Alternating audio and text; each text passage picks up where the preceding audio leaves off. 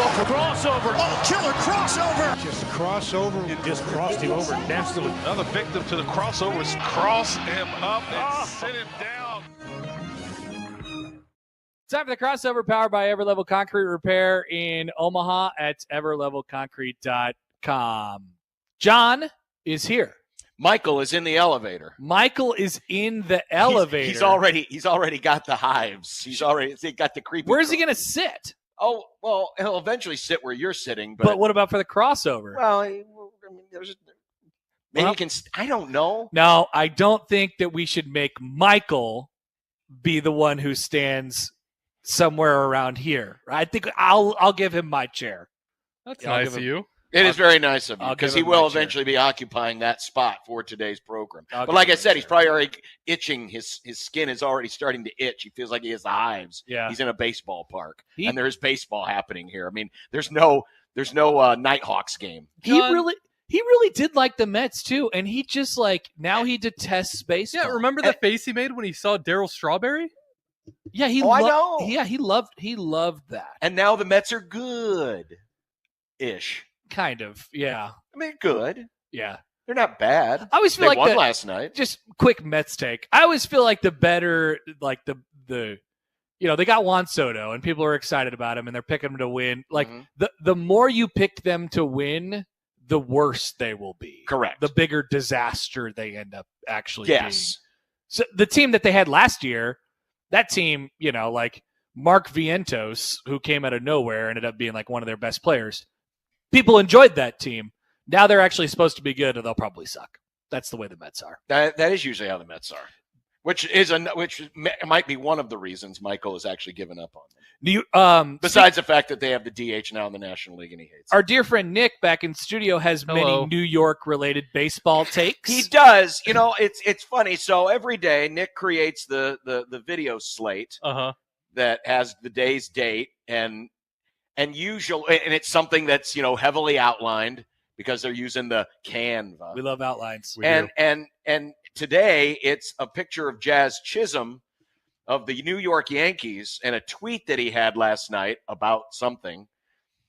And so, do you want to actually know the context of what this I is? would, because I have no idea what this is about. So he got kicked out of the game. Okay.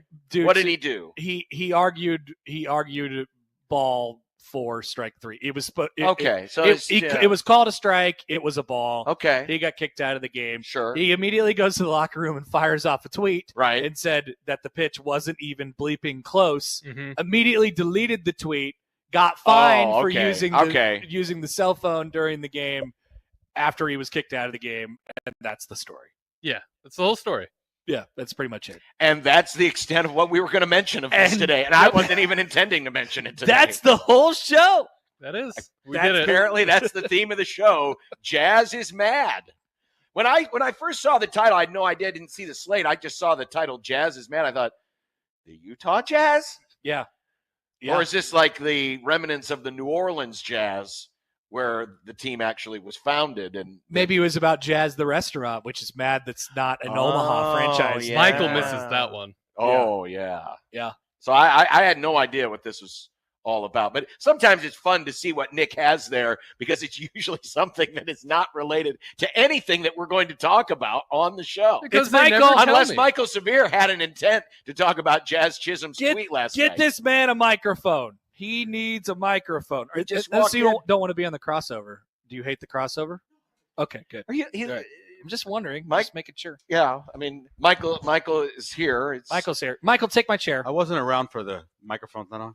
No, it's on. No, it's on. Why can't I hear Can you hear it? my You can't hear it? handset? You can't hear it? Here, Can you hear it now? Yeah, thank you. Better? Thank you. No, I was not here around for the creation of the crossover. I wasn't a part of the station for that, but I appreciate the crossover. It's a good concept. I'll let you get set up. I'm taking myself out, Nick. Bye, You Happer. leaving? Well, I'm not leaving. I'm just going to let Michael sit down and get set up, and then he can do his camera. Well, now we're going to get the awkward thing where your headset mic is going to cross over with his, and then it's going to get tangled don't up. cross the street. Don't cross the street. I know. We're going to be crossing Michael, the go street. underneath. Duck down over here. I'm going to duck down over He's here. ducking. He's ducking. What is it called? There it is. Did he call it Indian Brothers? Is Is that what it's called? What? Can you Ooh. say that? When you I think you can. I believe that's what it's Well, called. you just did. Isn't that what it's called? Well, I don't know I don't even know what you're referencing. When you and someone else that's a friend of yours or somebody you know Yeah. are greeting another person who's maybe a female, and you guys are together and you cross each other's things. What? What? You never That heard. makes Come on, no sense. Come on, guys. Okay, You're gonna make me explain the whole thing. So 3-way, two guys, the things cross. You never heard that before? Well, yeah, I know what a 3-way is usually called, but it's a different connotation than I think what you're talking about. Sometimes, if it's that situation, maybe two things touch that shouldn't be touching, and that's what it's called. I don't want to break. I'm sorry. I'm much older. Okay, so you are going in the direction that I was going. Yes. Oh, I thought this had to do with you and a friend are walking down the street. And you see this third woman who you both know, and then there's some kind of no. This has something. It was not a Richard Pryor joke. It was an actual comment about something. Not a Richard Pryor joke. I don't know what that is, Michael. I have no comment on this. Yes, you can Google it. Happer, I have to hang out with 2 horny old men today. This is not horny. Do not put me in this. I am not. Okay, first of all, I'll tell you right now. I'll be this. 56 in June. I am not anywhere near horny. But I will tell you that I have lots of great stories from the past. I know you do. And so that was one of them that I believe it was called. I believe it's actually, isn't it that weird movie Step Brothers? Don't they mention in that? I've never seen the whole thing. I figured you would hate Step Brothers. I'm not a Step Brothers guy. I would figure you would hate Step Brothers. I am not a Step Brothers guy. Because it involves humor. Because it involves bad humor or goofy people. You hate Will Ferrell. I'm not a Will Ferrell guy. I'm not I'm not a youth humor guy, right? I'm not the fart humor or slapping somebody or somebody falls on their, I'm not, that's not me. So you would have hated like Laurel and Hardy and that old stuff because that was all slapstick. I'm not a Laurel Hardy guy. I do love Abbott and Costello. That's because of the language, because of what the talking, the exchange. You didn't like the part where... You hate the Stooges too. The Stooges were not mine. We used to go all the time to the drive-in. The Stooges were the opening part, and we would wait until the Stooges thing was you're old passed, enough that the Stooges were still opening at theaters? I've never been to a movie where the Stooges You never went to... You're a Lincoln guy. So you never went to the Omaha Drive-In. I never went to the Omaha Drive-In. So the Omaha Drive-In, when I moved here, they would open up with the Stooges first, and then they would have 2 main movies. No kidding. Yeah. I didn't know that. Yeah. I thought movies stopped opening with the Stooges we would go like in Friday, the 50s. We would go at least once a week when I first moved. When I first moved, we'd go once a week. It was awesome. Oh, because you'd see new run movies. Yeah. Now it skipped the Stooges most times. That's not a big thing for me. But yeah, I'm just not. I grew up with a different kind of humor than you guys grew up with. Like my main humor was Red Fox. I had Red Fox albums. I had Richard Pryor albums. No offense, I had Bill Cosby albums. That's what I had. Sure. So that's my humor. Like I watch What's Happening and That's My Mama and those shows. not the shows you guys were watching. I never heard of that. You never heard of That's My Mama? No. Oh my God, Mabel King? She ran like a barber show. Oh, good show. No, never heard of it. Really? Was it like a syndicated show? No, it wasn't that. It was like 1970. I want to say 8 or 9. It was right before What's Happening. What's Happening came after That's My Mama. Man, it came right after it. Yeah, That's My. I thought that was a sequel to My Mom the Car or something. No, that's my yes. My Mother the My Car. Mother the Car. Yeah, fine Car. show. That's what the 1950s and 60s were for television. There were some really weird shows. You had The Martian. The Martian, yeah. You had The Martian show, which was really weird. It went from a period where you had all of the people, including the dads and the moms, always dressed up. So the dad would always have on a suit and tie. Yeah, even like at dinner all the time. Yeah, Leave It to Beaver. And then you'd have the mom. She'd be dressed up in these really cool clothes that usually connotated. And her only work was being a housewife. Working around the house, right? And so you had that. And then the kids, we always had one bad kid. And then the other kids were pretty good, and he would get them in trouble. Dennis the Menace, that kind of thing. All of them were the same. They were all these prototypical shows. And then the 70s happened. Thank God for television. The 70s happened, and it just went nuts. So the formula in the 70s then became like you still have all those things, but you replace the mom with a Martian or something. Well, that was still the 60s. Okay. The Martian was still the 60s. Okay. By the way, so you ever watched Incredible Hulk? You know who Bill Bixby is? No. Bill Bixby was the main character. He was the main guy. He was Bruce Banner. And then the Martian was, what's that little dude's name? The Martian was I can see his face. Wasn't he the guy who played Mr. Hand in Fast Times? Yes, the teacher. Yes. What is the actor's name? I can see his name. I can see it. I got to look it up. But yeah, so these show, you should watch. There's a great series on right now called The History of Television. And it goes through sitcoms. Okay. Yeah. And I've heard this. Awesome. I think there's 8 parts. And it's up into family comedy, alien comedy. Somebody talked about this recently. It is really good. Ray Walston. Ray Walston. Thank you. Ray Walston played the Martian. And so it was my favorite Martian. My favorite Martian. Yeah, the Martian was the movie. Yeah, no. I love the Martian movie. But the Martian movie with Matt Damon? Matt Damon. Which is one of my favorite. I love that movie. Top 10 movie now. That's a great movie. It's got great lines in it. It's great all the way to the end. It's a perfect ending. Yeah. It's a heartwarming movie, kind of. Yes. Yeah. And terrifying. It makes you feel good at the end. Yes, definitely. So anyway, that was very adept how we were able to steer the conversation away from Indian brothers to talk about wholesome 50s and 60s television shows. Yes, and it's funny because we call them wholesome, but like when you watch them now, you go, "Oh my God, what were they doing? What were they thinking? Who actually lived like this? No one. But that's what they wanted. They had. But that was the idealistic way that we thought of people living. I love Lucy. Right? Yeah. So Desi and Lucy have a child. But in their room, they have 2 twin beds that are not connected. Just saying, that's the kind of thing you got in that era of television. Wasn't it the Bradys, the first couple that slept in the same bed? Yes, and you had to have a foot on the floor. So part of the rules in terms of the censorship, a foot had to be outside the bed on the floor when you were in the bed when you were shooting the scene. When you were shooting the scene. Yep. I did not know that. That's how crazy TV was and all of those different those censors they had at the time. Very weird time. If they only knew that the actor who was playing Mike Brady would not have had any interest. He wouldn't have wanted to be in there with her. In Florence Henderson because he was gay. Yeah. And Florence Henderson, I believe, not mistaken, had a relationship with Greg. Didn't she? Yes, off the air, obviously. Not on the show would have been weird. Yes, it would. Definitely. That'd be a 2000 show. It would have been incest in law. Incest in law, yes. Because they weren't blood. They weren't blood. Right. Yeah. They were related by marriage. 3 daughters. He had the 3 sons. Wow. Wow. Watch the show. Wow. Watch the series. It's a good series. We're blowing Connor's mind right now. Yeah. I'm so many words in this segment. Yes, there are. We've gone many different ways. Welcome back, Michael Severe. What is the what's the media? CSFO media. I haven't been up here in a long time. Yeah. Well, clearly, I was going to ask you a question about that. There it is. That's that thing right up there. Thank you very much, sir. Yeah, we're trying to get Michael into the. It's not going to happen. The stream. We still working. My wife's calling. Okay, so Michael. Hey, we're on the air. I'll call you back at the break. Well, she probably has to correct you on something you said. Maybe it's not called Indian Brothers. She could be listening, and she's listening. She's mad. There's no doubt about that. But if she's also listening, she wouldn't call right now because we'd be talking. Yeah, that's good. So she is. She is.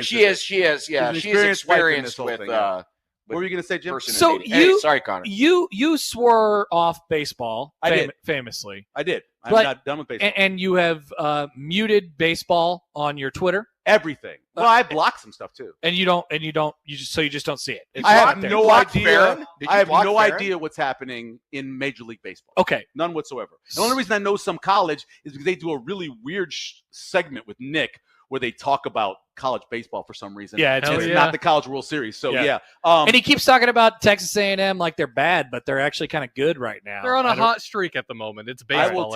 I will take your word for it. Anyway, so yes, sir. The question that I have for you is: today you will not be able to mute baseball.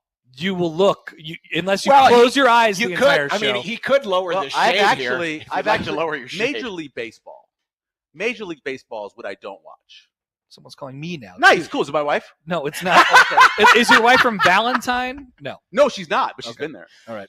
We actually almost got divorced in Valentine once because we decided we were going to take a kayak and our 100-pound dog Cowboy, and that almost got us on the float trip. Yeah. Oh, you thought taking the dog on the kayak was not a good idea? Who do I look like? Do I like somebody that gets in a kayak? No. Do I like somebody taking a dog? Somebody who even owns a dog? No. Well, but I did at the time, and we were on the kayak, and we're up there at Niobrara, and we're on the damn thing, and the dog keeps thinking I can just step out into the water, thinking it's solid, I guess. Anyway, so did the boat almost got dumb dog? And I was trying to go one direction, and I'm like, "You stop paddling! I'm trying to go this way," and she's paddling and going opposite of me. It was was not good. Oh, that would have made a good sitcom. We almost got divorced. It was me, my wife, and a dog and a bad moment. I'm telling you right now. Yeah. So finish. So I don't. College baseball's fine. I've watched some. I watched Nebraska and Creighton play. Okay, good. Yeah. So they're on TV. But you won't be able to avoid it today. There will be baseball played. That's great. Who's playing today, by the way? You'll have St. John's and Creighton. Yes. That's right. Creighton. They already up 7-4. Well, yes, the game was suspended last night due to the storms. Oh, because it was weather. Because there was weather. It passed by. We were at. I was at an event. We actually got we're going to Costa Rica. Whoa. Wait, yeah, what? we're going to Costa Rica. Why are you going to Costa Rica? Went to an event last night, and the last 15 minutes of the silent auction, you're like, hey, here's everything that's not bid on yet. And I was like, oh my God, look at this trip to Costa Rica. Only $2,600, valued at like $4,700. I checked about it. It's a great trip. And so we bid on it and we won it. Oh my God. We have not been on a vacation together without our kids since our honeymoon. Whoa. Since our honeymoon. Yep. Really? We once went to. Where did you go for your honeymoon? We went to Dominican. Okay. Yeah. Went to Puerto Plata. We did go for 47 hours to Nebraska USC in Los Angeles. For 47 hours in 2006, when Miles was at home with around the clock care with nurses. Yeah, these 3 nurses volunteered to let us go, and we go for 47 hours. Wow, that's the amount of time that we've ever been out of town without our children. This is going to be amazing, and we're very excited about it. Yes. I would be too. So it was all at the spur of the moment. Yeah, we're at Sarpy County. You weren't intended to. Sarpy Chamber. I wasn't going to bid on it, and it just so happened that it was not bid on yet. And I went, God, this is a great value. And I checked with some people who I know are Costa Rican experts. And they were like, yes, you should do this. I've stayed there before. And so we got it. Congratulations. Thank you very much. Very excited. So how many years is that? 20? How long have we been together? We've been married 21 years. 21 years. Yeah, we got married in 2004. All right. Good for you. Yeah. And congrats on the vacation marriage. without the kids. Hey, thanks. Thanks, Nick. Appreciate it. Something no one will ever say to Nick. And this. Wow. I don't know, man. Well, Nick's not because you won't get married. I think Nick's going to get married because he's already Yankee pilled. He's already. I know. Yeah, it's trending that way. Wearing a Royals hat today. Let me get a 20. I'm not saying that he won't get married. I'm just saying I won't congratulate him because we all know. Oh, you don't congratulate people for marriage. Yeah, I don't do that anymore. We don't do that anymore. And like, hey, congratulations on the tax deduction. They don't congratulate. That's true. The last marriage we were at together, it didn't Nobody last. did not. It did not last. And remember the salute that we all did? Yeah, and how awkward that was. None of that worked well. Yes. Under hits again today, ladies and gentlemen. Yeah. I'm glad I didn't invite you guys to my wedding. We're good. No, it was probably a good thing. What? Happer, great wedding. Happer, congrats on the marriage. Thank you. See, now in this case, it's not 20 plus years late. It's only like 4. You have an amazing wife. She's hilarious. She's the best. Cracks me up. She's funny. You not only outkicked your coverage, you paged up on the computer and then kicked, and then somehow Brian Buscemi rugby punted it. Rugby punted it. Yeah. But so that's great, and I'm congratulating you. But it's only like 4 years. Well, I'm just saying. Yeah. I've seen it has only been almost exactly 4 years. Been 4 years, so don't get too excited. Okay, all right. Well, I mean, and you have been an father. That is true. He and Nick Bod just leaving their kids with their mom. Hey, it's Michael. He's in the street. Hey, I'm there. Hey, what's up? Corinne. I'm like, well, I can't do anything about that. Can't do anything about it now. There's nobody in there. Can the baby hear you? No, I can't speak back. I can make it so. Can you speak back? She can. Yeah. Will she recognize your voice if you do? Oh, heck yes. Yeah. Oh, yeah, they recognize your voice when you're like 4 months. They do, but I don't know. Yeah. Coming through a speaker, that might be a little jarring. I don't know. On the phone, when I used to call, I'd be places and I would call, and the kids recognize my voice on the phone. Mm-hmm. So my wife said she put us on a baseball broadcast on the radio one night, and she was like, I know that person. Yeah. Okay. Yeah. All right. Awesome. Well, I only say that because the dog freaks out when the wife puts our broadcasts on and she leaves the room. Well, maybe the dog has good taste. Oh yeah, Michael, you have to mute your sound. I took care of it. Okay, all right. I'm X. Okay, you got it. Yeah. See, we're all good. The stream is good. We're all good. Yeah, everyone's chill good. out, everybody. Everybody chill. Michael's just insulting people in their marriages because they haven't been married as long as he has. Yeah, when is it time to congratulate? I'm not insulting you. I'm just saying, don't get too excited. Don't get cocky. Don't get he's being Han Don't Solo. Don't get cocky. Because things can. Like 20 years, you're pretty locked in. They can change. Yeah, you're pretty much stuck. So is it 20 or is it 10 or is it 15? Well, it's not 10. I think it's. Well, what was it? It was the old 7-year itch, right? It's 7 years. 7. 7 years. I got 3 years. But I don't know. I think inflation might have changed it, though. Well, I met with somebody the other day when I was doing my 20-mile march who was in the process of a 3-year divorce. And he 3-year divorce? Even the divorces are long. I know. And I eventually said, that's why they call it cheaper to keep her. He goes, yeah, but I don't know about that because the whole process of going through this divorce is killing him. So, 7 years. Once you get past 7 years, I'll say congratulations. Then tell that to my parents who split after 11, Michael. I'm not saying you can't get divorced. He just asked, when can I congratulate him? I said 7. You can get divorced. A good friend of mine, really good friend of mine, worked with at Kroger back in the day when I lived in Texas. His parents were together for 21 years, right? He had just turned 21. The mom in the middle of the night rolled over, woke the dad up and said, I just wanted to tell you, I never loved you. I want a divorce. Oh. And we were good friends with the family because the dad worked at the grocery store too. And it was like, it destroyed everybody because we all thought they were the happiest couple in the world. They hosted dinner parties. They had lunch for us. They brought food out to our softball games. And it just was over like that. So you never know. You never know. You never know. I never loved you. I want a divorce. See, that was the line. That's wild. Wow. Messed up to that was say. her line she gave him. And I thought she was. Why did she marry him then if she didn't love him? Sometimes you get pregnant and never mind. I'll explain it to you later. Fair. I'm assuming that's what happened because he was 21 and they've been married 21 years. So I'm assuming that's what happened. John writes into the Equitable Bank inbox, Michael and his wife are going on a vacation alone for the first time in 21 years. The kayak trip may have not caused a divorce, but this vacation very well could. Interesting. It's certainly possible. We are, by the way, also going to Yosemite in June. Alone or with the kids? Alone. Actually, to be the first one. So that will be the that first will be the one, first not one. Costa And we're Rica. staying in one of those glamping tents. Before? The glamping tents. And so it's got air conditioning, it's got Wi-Fi, it's got everything except it's a tent. And you have to go, I guess, someplace and go to the bathroom. That feels so pointless. If you're going to camp, why camp with air conditioning? Well, so here's the real answer. Why camp? Here's the thing. $275 a room night for the glamping. $600 for a hotel room. In Yosemite? Yes. You don't realize you don't know what's happening in have you ever seen Yellowstone? Have you not heard about this? Have you not heard what's happening at these parks? No. It's incredible. Everybody's moving there. Everybody's going there all the time. One, they're firing everybody, so there's nobody to help you. Two, everybody's still going there, and now it's become this big thing because of all the different shows and stuff. So it's because of Yellowstone. It's a big deal. Okay. Yeah, it's a big deal now. Okay. Yeah. Wow, it's I had huge. no idea it was that. I mean, they don't have a Motel 6 there or something? No, and Leave the even light on for you? we're a Hilton family. We do the Hilton family card thing. Sure. And so the Hampton Inn was $550 with our points. We needed 180,000 points to pay for 4 nights. Gee. Usually it's about 50,000 for 4 nights, most places, even in Vegas, but not at Yosemite. So we got a great deal flying. We got a great flying rate. So we're going to stay at that place. And everybody says it's great. They've done it before. And Chris has done it before when she goes to her she runs those half marathons. Yeah. And they're at national parks. Okay. And so she's been there before. So. Okay. Yeah. Yeah, no, the answer to camping is don't. No, I'm with you, man. I was in the military. I did it, force camping, they call it, when they make you do it, bivouacking. But no, I'm with you. I would never want to. I can't sleep on the ground. It's not. It's the beds. No, I know. You're not, the glamping, obviously. Yeah. It's a glorified tent with basically a hotel room with it. Exactly. It's very nice. $225 a night for the glamp. For the glamp, yeah.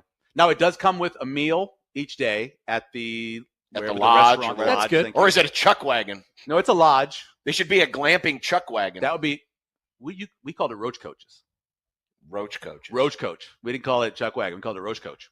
Well, I mean, the common vernacular for it is chuck wagon. Not where I'm from. Roach coach. I don't know what any of you guys are talking So about. back east, before they were actually food trucks. Chuck wagon. Before there were food trucks, people used to sit outside of these giant warehouses where people would be working, and you'd go out to the roach coach and you get a sandwich or you get a meat pocket or whatever that. Right, but I mean, in the Western, you're talking about, but in the there's Western no wagon. vernacular, There's no wagon. I know, but they could make a wagon. They could do a wagon, like the one out there near Seward. The giant wagon on the side of the road. Yeah. And just do the the whole meal out there. Just beans and a lot of beans and a lot of Well, that's the chuck wagon is where chili came from. Connor's like, what is happening? What are you guys talking about? What are you talking about? You need to watch Yellowstone. We're so old. I've seen Yellowstone. Actually, I didn't finish it because I was annoyed by it. How many seasons did you get through?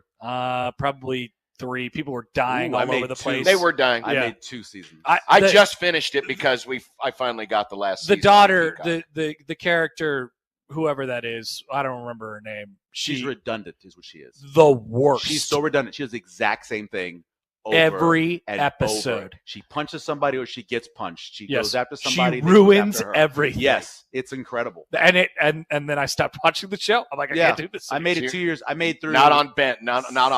16 episodes. Beth, that was it. Yeah. Beth. I made it through 16 episodes of Succession, and I made it through 2 full seasons. Well, who ruined it for you on that one? All the men. That was everybody. Yeah, the real tall guy who drove me nuts, and then the guy he hung out with. The Australian woman's husband and the Tom. guy. Tom and Greg. I couldn't do Tom and Greg. Yeah. Couldn't do it. People love Tom and Greg. I don't know how. Greg. It was fine. It was Greg. It wasn't one of my favorite shows. I'm glad I finished it. Yeah, I couldn't. I tried to finish. I really literally tried to finish it, and I couldn't do it. Can't make a tomlet without cracking a few Gregs. That's one of my favorite lines. That was one of the lines on the show. See, that's another reason why I stopped, I guess, because of that line. Too many bad puns. That would be really tough for me. Way too many bad puns. What do you do this weekend, Connor? Go ahead, Nick. I would say one of my all-time favorite scenes in TV is when Tom is talking to the news anchor, because there's that whole story about how that anchor's dog is named after one of Hitler's dogs. Yeah, and he was grilling the guy on, like, have you ever read Mein Kampf? And he's like, yeah, a couple times. He was like, yeah, I skimmed it, or something like that. It's like, interesting, and it turned out the guy's like a Nazi. That's actually in the first 2 seasons. I saw that scene. Yeah, there you go. It's a great scene. Yeah. What am I doing this weekend? I will spend. Are you working? I will spend my time here today, but only on Saturday, and then tomorrow, and then Sunday. Yeah, I think we're going to my brother-in-law's house for Easter. Awesome. And yeah, that's the story as of right now. Can I give you a guy who's been married 21-year tip? Sure. Yes. Do not host the holidays. Never. Do not. I host all the holidays. Do not host the holidays. Not interested. Don't do it. I don't have enough space. Why do you keep doing it then? It's not my fault. I don't have. Well, but you like to cook. Is it the person you haven't been on vacation with alone? Right, for because I cook, and so they decide that they're coming to our house on Sunday. It's a range of between 6 and 20 people. So you don't know exactly how many. I just gave you the range. So I'm making. It's a big range. I'm making a lot of short ribs. I'm making a corned beef. I'm making cream spinach. I'm making mashed potatoes. I'm making this bread focaccia thing, and that's about it. Oh, and I'm making a charcuterie tray for 6 to 20 people. 6 to 20. Yeah. Does anyone in your family know about the words RSVP? Here's the thing. Have you noticed the weather? So apparently Sunday's weather is not looking great. It's going to be like today, isn't it? No, not what I understand. But rainstorms, really? That's what I was told. And so the people who are down there in St. Paul, Nebraska, and in Beatrice, we don't know if they're going to make it if the weather's bad. Well, first off, the one thing you should know is... Why can't you drive in the weather? These are older people. Oh, okay. Have you not told them about the Omadome? I know how it works here. The question is, can they get from where they are to here? I bet they could. I told everybody last night when we were sitting there at a View on State, which is in Bennington. Went to a wedding I was telling people over and over again, don't worry, we're fine. There's too much concrete around us. We won't die. Exactly. But no one believed me. That's why I was here. I felt like the safest person on earth. I agree completely. The forecast for Easter Sunday is showers. Yeah. How bad will it be at St. Paul, Nebraska? That's what I need to know. Right. Those are the people who are coming. 92% chance of rain on Sunday. Nebraska. Low of 38, so that could be a little bit of freeze or frost there in St. Paul. It showers. Showers likely. Again, showers likely. It's 100% chance of rain is what I have on mine. But it's showers. 38 degrees. How will it? We're not talking about the stuff that hit northern Douglas County last night. I understand. I am just telling you. It's just showers. It depends. That's why we have a range. If those people can't make it. So these people cannot drive in showers. Again, Her dad is 80 years old. All right, that's fine. Okay, 80. I won't shame anymore. All right. I apologize. I apologize, Chris, for shaming Tom your Powell. family. You apologize to Tom Powell now. I'm sorry, Tom. Yes. You probably served our country at some point. He was in Vietnam. There you go. Just like my dad. He was Okay. a Marine in Vietnam. And as we all know from Forrest Gump, it rained up because they were in the swamp and the rain kicked in. Do you know the story of Maurice Purify? No. He didn't fight in Vietnam. Well, I know who Maurice Purify is. Maurice Purify thought he did not fight in Vietnam. He thought the snow caught a came pass out of the against ground. Texas A&M in the corner of the end zone. That was awesome. Did. He also fumbled against Oklahoma. Yeah. But he also thought the snow came out of the ground. That's awesome. Isn't it? He's from California. Yeah. He had never seen it. I'm a sucker for those stories in recruiting. Yeah, I came on the weekend to Nebraska. Have no clue. It was snowing. I'd never seen snow before, so that was cool. Yeah, it was like, coming out of the ground. You're not going to like it every day. Is it just me and I'm not trying to be Midwestern elitist or anything, but we seem to have a pretty good grasp of what it's like in other places, even if we haven't been there. No, because you guys think every place is hell, and you're going to get shot if you walk down the street in New York City or Chicago or any major city. Those aren't true. Number one, stop talking to my wife. I'm talking about you. I've heard you. I've heard you and Sip both. No. Rip on Big C. I've heard you. Rip on Big. You and Sip both. No, I do not rip on Big C. The only thing danger. I on the subway. Subway's not dangerous. I love the subway. Me too. First off, I only rip on the things that I know that I've experienced. Okay, but did you get mugged? No, I never did. I never said I got mugged. I didn't say you got mugged. You were talking about how I'm not terrified in New York. All right, there are a bunch of softies out there. I love New York. Yeah, that's all I'm saying is that. But what I'm saying is stuff like the snow coming up and people not knowing where stuff is. You think if are the school systems on the coast that bad that they have no idea what the rest of the country we looks don't like? consider the middle of the country there. It's not your fault. First of all, what are you identifying yourself as? Because you've literally been everywhere. I went to school back east till I was in 5th grade. He's an East Coast guy, right? So you consider yourself an East Coast guy? No, I do not. I'm a Southerner guy. I lived in the South for a long time, right? Okay, so you consider I'm just saying in terms of education, you were asking about the schools. That we didn't talk about. The only thing I remember distinctly was the conversation about Kansas and Missouri and during the Civil War. I remember that. But we never mentioned Nebraska. When I had my wedding here, my family still says this. Yeah, Michael lives in Oklahoma. We went to Oklahoma to visit him. I'm like, it's Omaha. Oh, yeah. Oklahoma. Every time. They have no concept. Yeah. And those are people in Louisiana. See, that's crazy to me. They just don't think about the middle. I guarantee you, though, we could watch the Walmart. I'll get one of those little puzzles out. I guarantee you not a person could identify all the New England states and put them in the right place. I guarantee you. Would never. They wouldn't come close. They wouldn't know where Delaware went. They wouldn't know where any of that stuff went. He's right, John. So it depends on where you live. But depends on where you live. I understand that. But it's the notion of what you said about Maurice Purify. Yeah, it was snow coming up. Him and Lucky got in by luck. Some people thinking that there's still outhouses here and there's one in Papillion, right next to the okay. The Porta-John is different than an outhouse. No. It's a 2-person outhouse. It's right next to the solder house. Okay, fine. One house. The library. We have indoor plumbing here, and we've had it for 100 years. Are you sure? My cousins all told me that I drove around a covered wagon when I was a kid. They all lived on the East Coast, and I'm like, yeah, exactly. Man, I'm telling you, the city that I live in is bigger than the city that you live in. I love the line they always give when they come visit, though. Or anybody. Electricity. They're always like, man, it's so much bigger than I thought it would be. Everybody says that when they get here. Everybody. Again, the geographic ignorance that people have, I think it's greater on the coast. But I just think it's across the country. I think people on the West Coast. I mean, it's one thing if you don't know the difference between which one's New Hampshire and which one's Vermont, because they're both basically the same shape, size, inverted. Smaller, yeah. By the way, the one that looks more like a V, that's Vermont. It makes sense. Yeah, that's how I remember. But I don't think people. But I also had a puzzle. I had a puzzle where you put all the states. I don't think people in Florida know about what's happening in the Midwest either. Well, of course, I have a buddy. I mean, those people really are out of here. I have a buddy who lives in Tampa, and he would frequently ask me, he's like, "Oh, do you guys have Walmart up there? Do you know what that is?" I mean, it was literally invented here in Arkansas. Yeah, it was actually in Blytheville. Yeah, I don't think Bentonville. So I don't. Yeah, we have that. There are things we didn't have when I moved here, and that we have now. So it's great. Things have gotten better. Well, Chick-fil-A. That's one. We got that. Five Guys. We have Five Guys. There was Smashburger, which I don't know if it's still here or not, but there were about 20 places that we wrote down that we were going to put in the Federation of Food. Oh, yeah. And that we didn't have, and we have probably 10 or 11 of them now. I agree. Even Panda Express. We didn't have that either. When you got here? Mm-hmm. Wasn't here when I got here. Wow. We had a whole list of places. Look at us. I can go find it. It's on my email. I'm trying to everything. remember. I save everything. It's someplace. You save everything. I don't. I want Del Taco.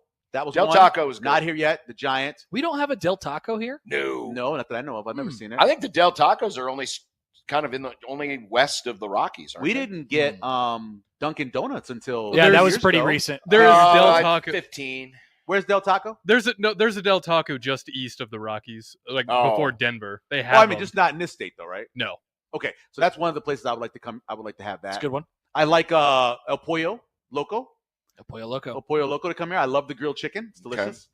Okay. What else? There's about 4 or 5 places that I have on my list that I would like to bring here. Yeah. Okay. Be great. Well, you know what? We want Whataburger here. I would love Whataburger. I would love a Whataburger. The breakfast is outstanding. Still have not had a Whataburger. Jack Getting in Box. closer. It's getting closer. John, just go to Kansas City. Get Whataburger. I've been to many places that have a Whataburger. I've just not gone. Have you done a game in Arkansas? Have you done a game in Fayetteville? Well, no, we did baseball. Yeah, long time ago. Yeah. Fayetteville has this road when you first get off to go to the school. Oh, yeah. Every single fast food place in the country is on this one road. It's incredible. When I went to Arkansas for the regional a couple years ago, that's where I stayed. I was driving through there. It was great at the time. It was awesome. Yeah. Okay. Yeah, it was great. I got to go do a baseball game. Go do a baseball game. What baseball game are you doing? The one that's about to start. All right, that's a crossover powered by. I mean, we touched on everything. And it's only just begun, kids. Michael Severe is here. The program starts next. That's the crossover powered by Everlevel Concrete Repair in Omaha, everlevelconcrete.com. Back to the ballpark in a minute on 1620 The Zone.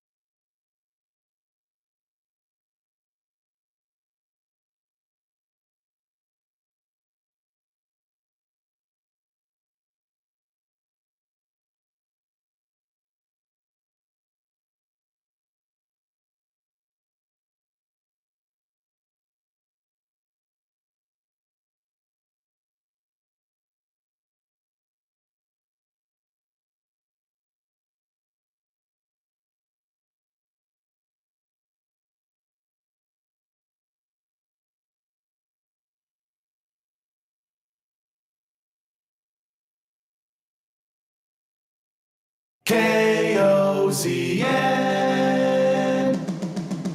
Unsportsmanlike conduct on 1620 The Zone. Husker Athletics, Creighton, and yes, UNO. Don't miss a moment, they'll give you your fix. They're on every day from 2 until 6. Spend your afternoons with John, Josh, and Nick.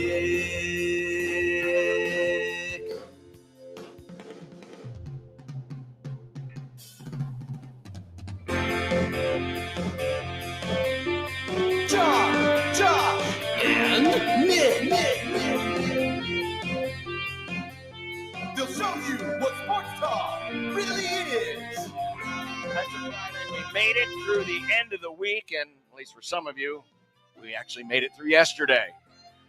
The Grum from the ballpark, baseball. Unsportsmanlike conduct on 1620 The Zone. Husker Athletics, Creighton, and yes, UNO. Don't mask your lack of excitement. There's no. I don't think you understand. I do understand. I've known you a long time. I understand. I just have now a limited capacity for a limited amount of things. I know. I went from being a TV news reporter, where you know everything about everybody. 3 inches deep of everything. Yep.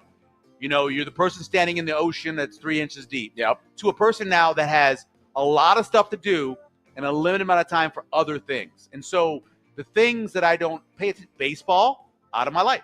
The NBA right now, I have no idea who's in the playoffs, who's not in the playoffs. Well, that's the good news about the NBA. Everybody gets in. Did they all get in? Pretty much. They might as well. They still have the play-in, right? So the play-in's from 8 to 10. So those people, 2 of them are out. Well, they're gone now. Right. Yeah. 2 of them are gone. Is that over? The play-in? The play-in's done? Not yet. Okay. There's 2 more games tonight. Oh my God. So yeah, I don't pay attention to that stuff. That's fair. I watched the last day of the Masters. That was fun. I haven't done that in a while. I used to bet so much money on the Masters and watch all of it and have so many random bets. I had 0 bets on the Masters and just watched the last 3 hours on Sunday. Isn't hockey. Isn't golf one of the worst sports to bet on? No, it's great. So some of the things you bet on is like, top 5 finishes, top 10 finishes. There's a lot of analytics out there that really help you, hold tee to green, tee to green. Yeah. You have a lot of stats you can use for certain people on certain courses. But sometimes it's just fun to throw $5, $10 on somebody to win who's more of a long shot, right?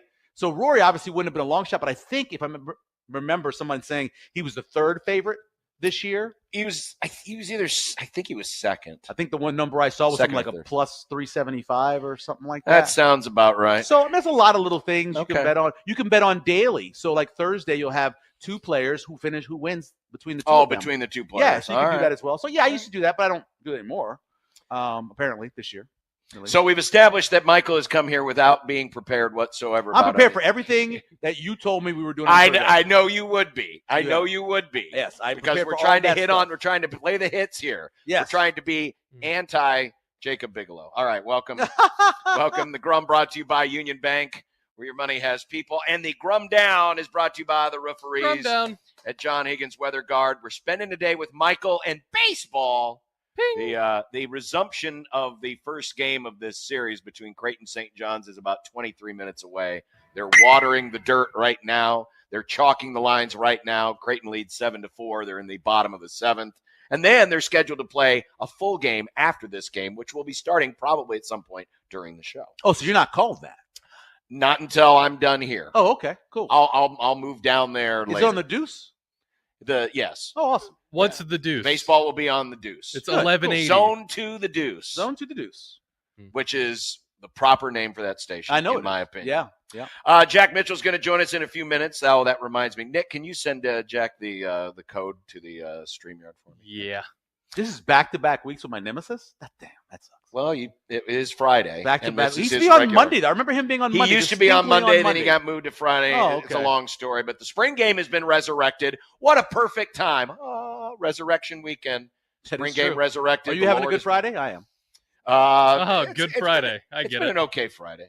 What does the new DC think about the defense? Maybe we'll get into that. Maybe we won't. Who knows? Sure. College basketball portal spending. Quote, it's insane. We'll discuss. Kent's movie club this week is I, a Robot.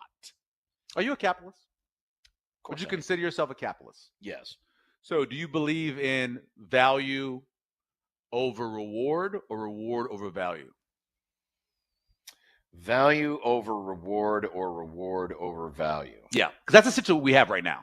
That's what all of this NIL, profit sharing, revenue sharing, that's what it is right now. It is essentially that. Are you about rewarding somebody for what they might do, or paying someone for the value their value that they are? And that's where we are right now. What we are rewarding them for is the potential of what they could bring to you, which is not the way to make money. It's not the way to spend money. But that's where we are right now. Well, we'll get into more of that in a minute. It's getting NFL drafty in here. Woo! Nice. Well, we don't have the windows open. We could open well, if we did open the windows, it'd be fine because the wind is blowing away from us. It's out of the north today. I've never done a game where the windows weren't open. I made right here. I made old man Neil. There you go. Sit in very. It's open. Crotch shot. Michael crotch shot. No. In a very cold UFL game, I made Neil sit right here with the windows open. It was really cold, but I had the windows open. No, the window. Yeah, it's perfect for the windows to be open love the today. Windows open. I do too. It's a One Beer Friday. If you want to send us a pic of what you're drinking, send it to us into the J-Tech Construction Zone Twitter page at USC 1620. We will not be drinking here at the ballpark. I have some iced tea. Mike has iced tea. Michael has iced tea. I've got water. Or water. Prime on retired numbers. It's all about Shadur. And that was close. Did you see this? Did you hear about this? You, of course, were at the was the Sarpy County Gala you mentioned? Sarpy County Chamber event. Yeah. But the storms that came through last night. The picture that we're shing the folks on the left, I had no idea, is the tornado shot from the airport. Really? Mm-hmm. That was north of the airport last night. Look at that. And the one on the right, that is a house in my old hometown of Fremont that got destroyed by hail. Damn. I mean, all the siding is getting blasted off, almost like a sandblaster. Hey, Nick, going after. Nick, yeah. Take a guess what the theme was last night at that Sarpy County thing I went to. Think about what's on their picture and guess what the theme was. Were you at the baseball game? No. He just said he was at the Sarpy County. It was a Sarpy County fundraiser event. That stuff is happening. Mm-hmm. What was the theme of the event? Can I take a guess? Yeah. Wizard of Oz. It was. Oh, incredible. It was Wizard of Oz. There were so many jokes going on. It's amazing. It's an 80-year-old movie. When the warning hit at like 4:28, the watch, and then when the warning hit like 6:18, that's all the jokes going around. See, where's Toto and all that? I can't imagine what it must have been like at the Storm Chasers game last night. I was standing next to Marty Cordero as he was dealing with that. Uh-huh. He was on the phone dealing I with assume they were playing. They played. Yeah, they stopped for did. a second and they kept going. It's amazing. There's really two movies pop culturally that is attached to tornadoes. Twister and Wizard of Oz. Have you seen Twisters? Actually, not bad. Oh, that's right. They did do a sequel to it, didn't they? Yeah, not bad. They did do a sequel to it.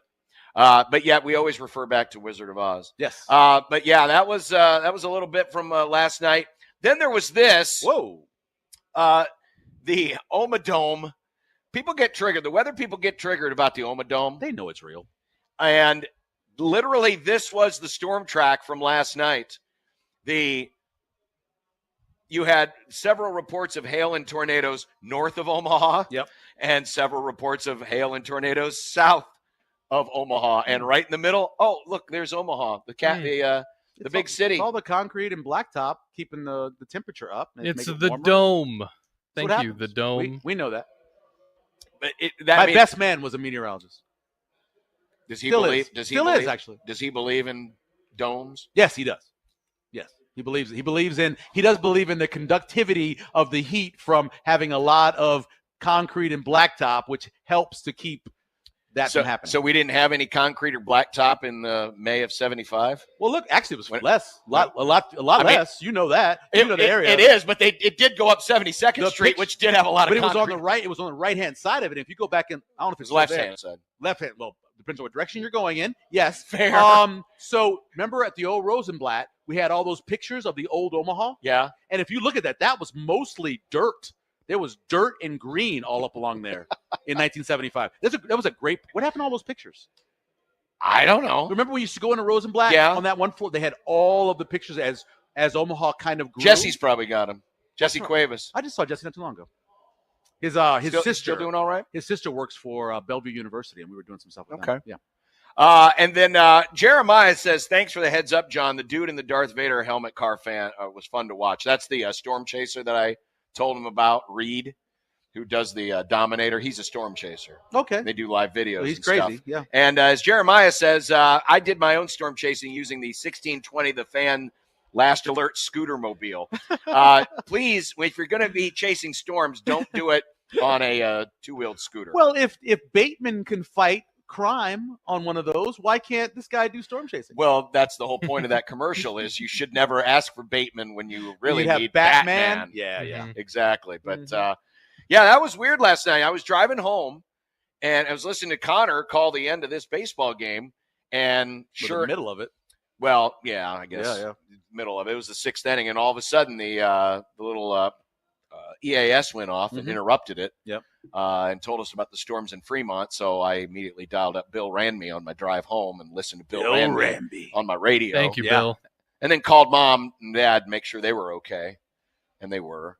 People call us too all the time. I don't like that. We're fine. So I live in Millard. Well, I also called because I figured if anyone was going to be standing outside where they shouldn't be, it would be my father. Yeah. Because, he's one of those kind. Don't go to the basement. No, go outside and look around. I still argue that Millard thing was not a tornado. That was straight line winds. Which one? Remember the one in way back? 2007 or 8? Yeah. We were out there that next morning. It looked like straight line winds to me based on what I had seen before, but they called it a tornado. It was like on it was close to where Kevin lived, right? Wasn't it? Not too far. It was like at T Street or something. And it was like overnight. It was it was Saturday overnight. night, It was, like a late. No, like it was midnight. during the week because we went there that morning. I didn't work on the weekend. Oh. And so it was like a Friday, and we went there and did our live shots from the area. And But they claim that was until that thing that happened at the airport not too long ago, that was the last one that they said had landed actually in Omaha proper. Yep. Did you have something, Nick?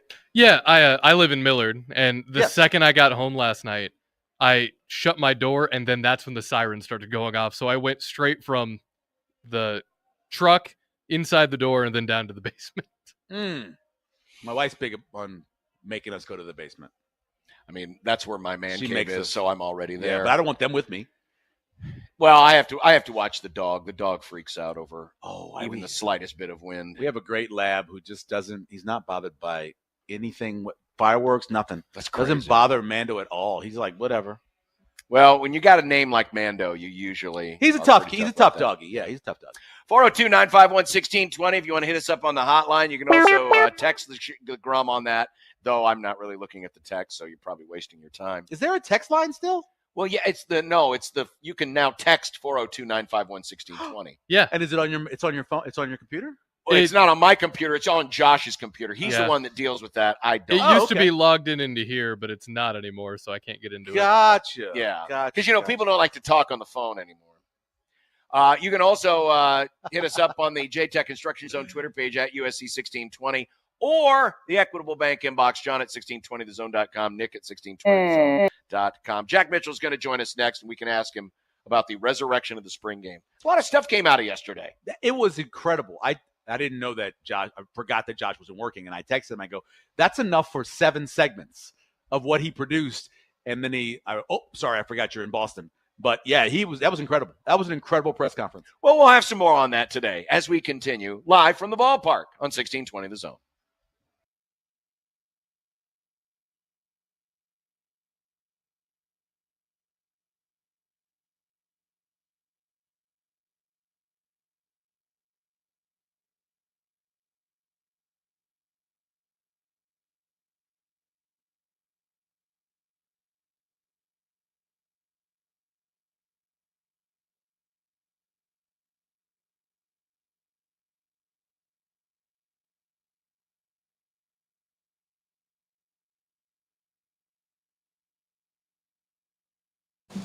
Hey, neighbor. Oh, my gosh. Is your energy bill sky high again, too? Not anymore. My old windows were so leaky, it was as if I had a window open while my AC was running. So I replaced them with Champion windows. Champion windows. Do you like them? Like them. I love them. And they're guaranteed for a lifetime. They made the whole process easy. I just went online and booked my free estimate all by myself. And I got a great deal where I could buy 2 replacement windows and get 2 free. A lifetime guarantee and buy 2 windows and get 2 free? Does that mean if I need 8 windows, I can buy 4 and get 4 free? Sure does. What if I buy 6? Do I get 6 free? Yep. Or if I get 10 windows, do I get 10 free? Just call Champion Windows already. If your windows are drafty, ugly, or broken, now is the best time to replace your home's windows with new Champion Windows. Book your free estimate online at championsavenow.com or call 877-GO-CHAMPION right now. All discounts apply to our regular prices. Select styles apply. Minimum purchase required. Cannot be combined with other advertised offers. See store or website for details.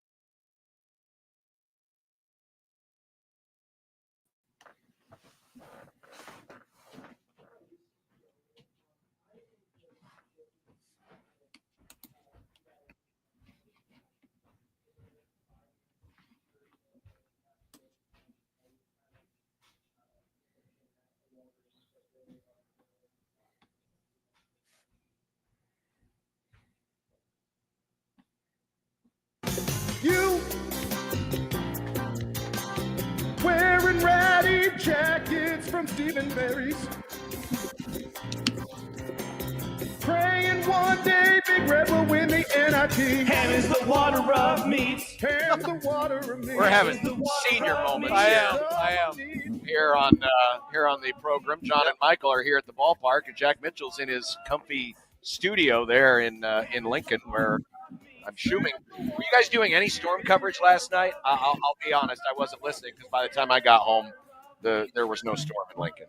Okay, yeah, no, we not really, because it was all north for the most part. We just got a little bit in Lancaster County, but it sounds like Epley and Fremont got it pretty good last night.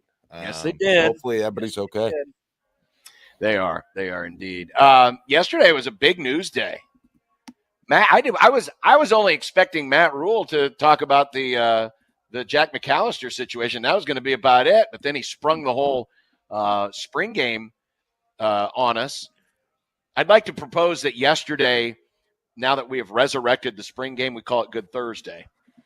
Holy Thursday.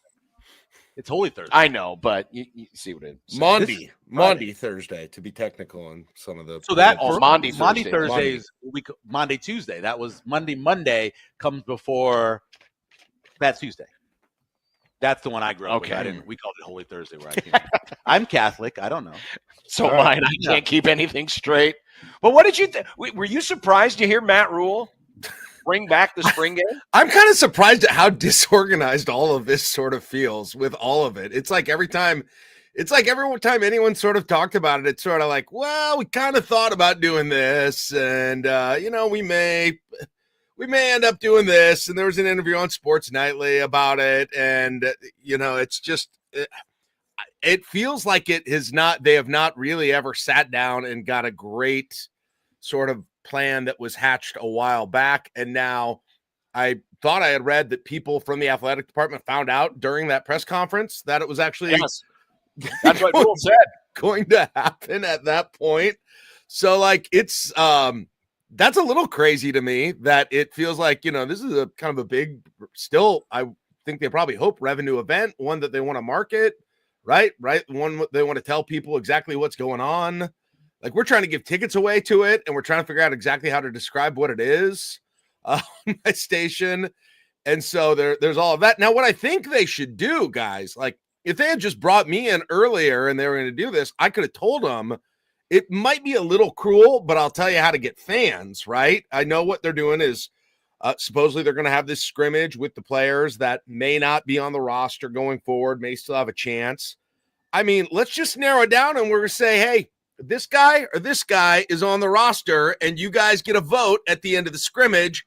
Let's see who wins, right? Like Survivor style type situation. Yep. I'm for that. I could see that happening. I'd do that. I'd watch that. I bet you would. Watch it. There's no way to do it, though. Here's what you do. So this goes back to what they did for the AFC NFC Pro Bowl. I'm going to put Johnny in there, right? You get Johnny and maybe Tommy Frazier. Yeah. And Johnny and Tommy pick two teams of these guys who are going to be cut. Mm-hmm. And then they put together a game and they play. And the winner stay and the losers go. Even better. You give a whole team. And then yep.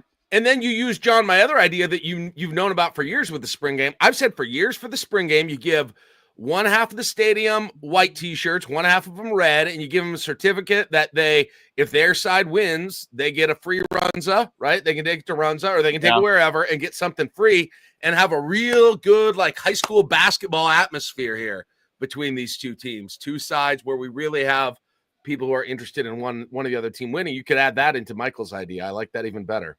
And think about it. When you lose, you win. That's true. When you lose, you win. I'm not a Runza guy. So let me say this. Oh, good grief. Here we go. How about this, Jack? This is my theory I've been having for about 6 months. So Dannon comes in, and he kind of see what's happening and how everything's going, and he gets his like whole bearings. And then he sits Matt Rule down and he goes, listen, stop worrying about the fans. Stop worrying about the alumni. Stop worrying about boosters. Just win. We don't care about any of that stuff. I know what Nebraska's known for. Don't worry about it. Just do what you want to do. And finally, we're seeing the Matt Rule was told that. Interesting.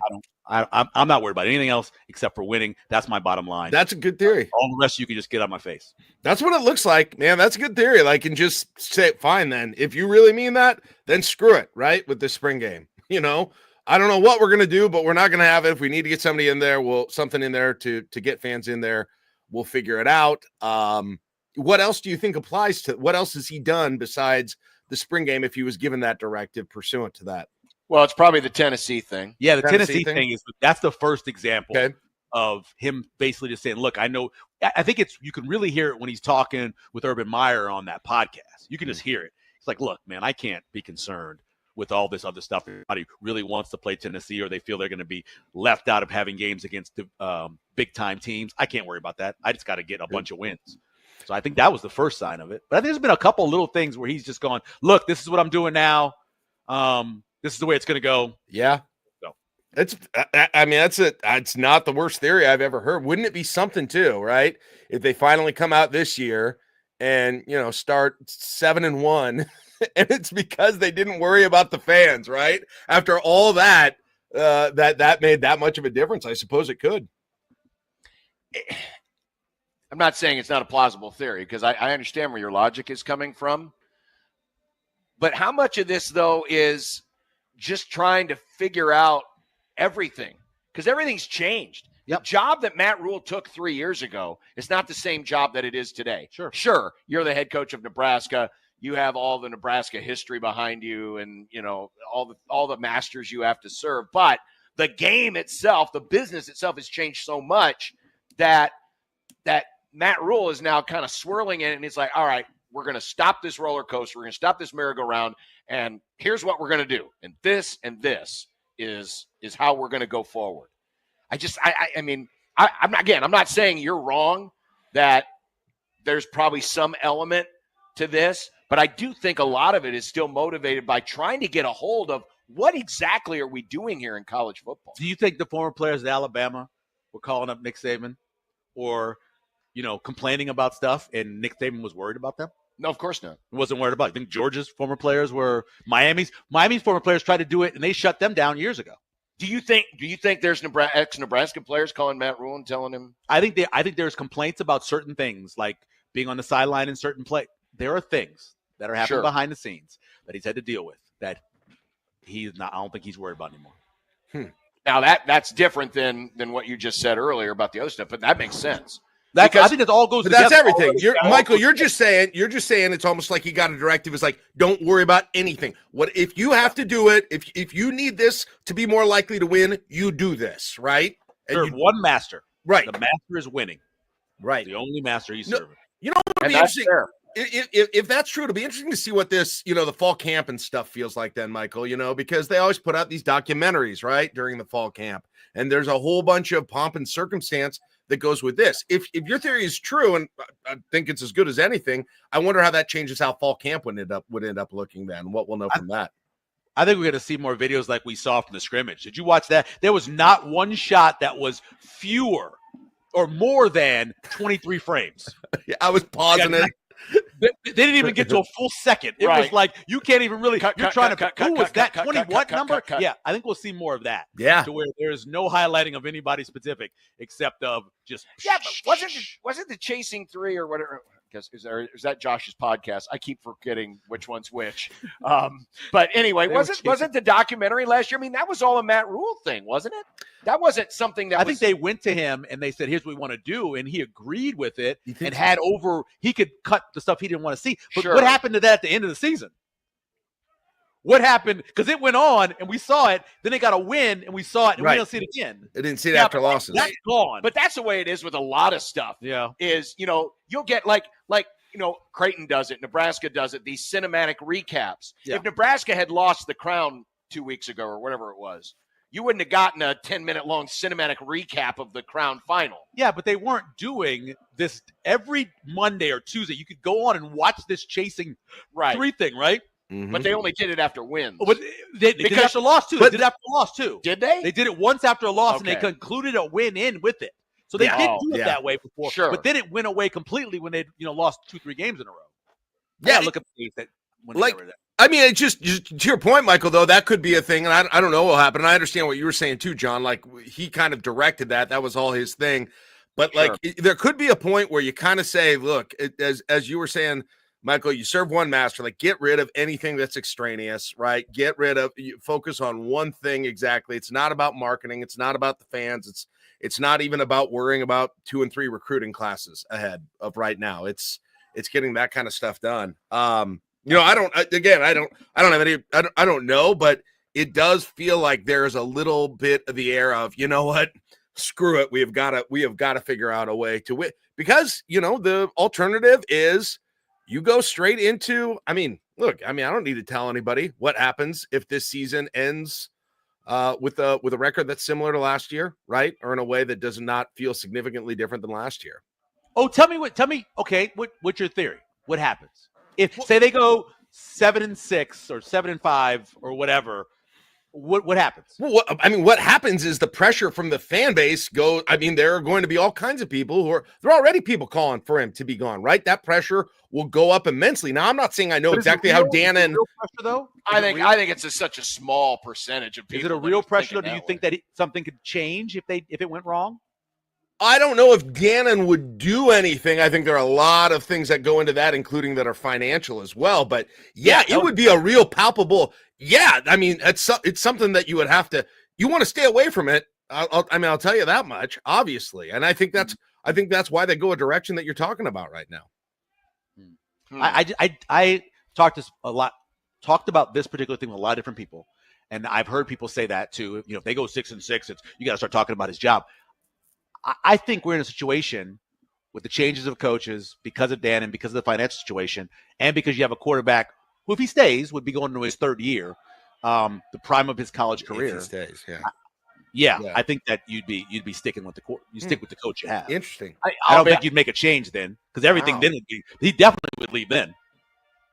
I'll be honest. I have not put myself in the place yet thinking where the hot seat. I'm not trying to be Jack here and saying I'm trying to push back against any hot seat talk, but I haven't even put myself there yet. Only because there's so much unknown about what's going to happen. Well, I shouldn't say there's much unknown. We know what this team's probably going to be like this year. I mean, should be an 8-win team. The roster is set. Should be an 8-win team. The roster is set. Should be. Right. I don't think they're outside of a punter. They're probably not going to get anybody else out of the portal. Right.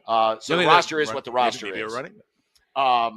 But yeah, I have not really thought ahead of, what happens if this happens. Certainly, listen, if it's less than 8 wins, there's going to be some temperature turned up. But I also think that the expectation of what you're now expecting from Nebraska football has changed enough to where we're not going to be talking like we were with Scott Frost. Remember, with Scott Frost, they had bad losing seasons. They didn't go 6-6. They had bad losing seasons. That's different than, being kind of middle of the road, or dare I say, in the words of Steve Peterson, mediocre. But there wasn't a third year expectation based off of history that which Matt Rule has been amplifying. The hell out of it. I mean, it seems like every press conference, there's been a mention. In fact, he had a slight mention to it yesterday, year 3. Yep. So he's, kind of been writing his own, story. He's making his own diamonds. Sure. Yeah. I'm curious what you think. We'll just open it up to this, because here was the question I had. Because Rule brought back the spring game and said, well, we wanted to wait. We knew the portal was closing. The portal was closing next Friday anyway. So it was the cancellation of the original spring game never really about the portal? Yeah, I don't know. I didn't get that. Like, that's not necessarily what I heard other coaches who have canceled it say, right? Either. Right. Like, I always wondered about that, how the clock works like that. And I mean, does that really, I don't know. What do you guys think? Does that really make, let's say they played a spring. See, I thought it was more about bodies. I did too. Right. I did too.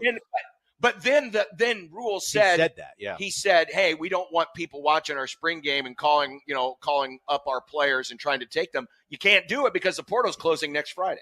So does the spring game really give enough film where you've got no other film on a dude? You're like, that was the thing that gave us the insight that we've got a diamond in the rough here. Well, what was it? God, I'm sorry, I don't go back this far. But what was the running back's name? Was it like Chris Baker? What was the kid who went to Auburn? Oh, yes. Remember? So if he has that, if one of the backup running backs had that kind of day, maybe somebody would make a phone call. Maybe, but again, don't have to worry about that. So it wouldn't matter. It would not have mattered. Yeah. But I mean, wasn't it last year? That's paranoid, I remember that. What was that guy's name, by the way, with the Auburn? Was it Chris? That is God. I want to say Baker. I'll find it. So let's look back at last year. Didn't they make the deal last year that the portal stayed open like 5 days after your spring was over? I wonder if they had, because I'm pretty sure that's the way it was last year, because it extended, I thought, to however long your spring was.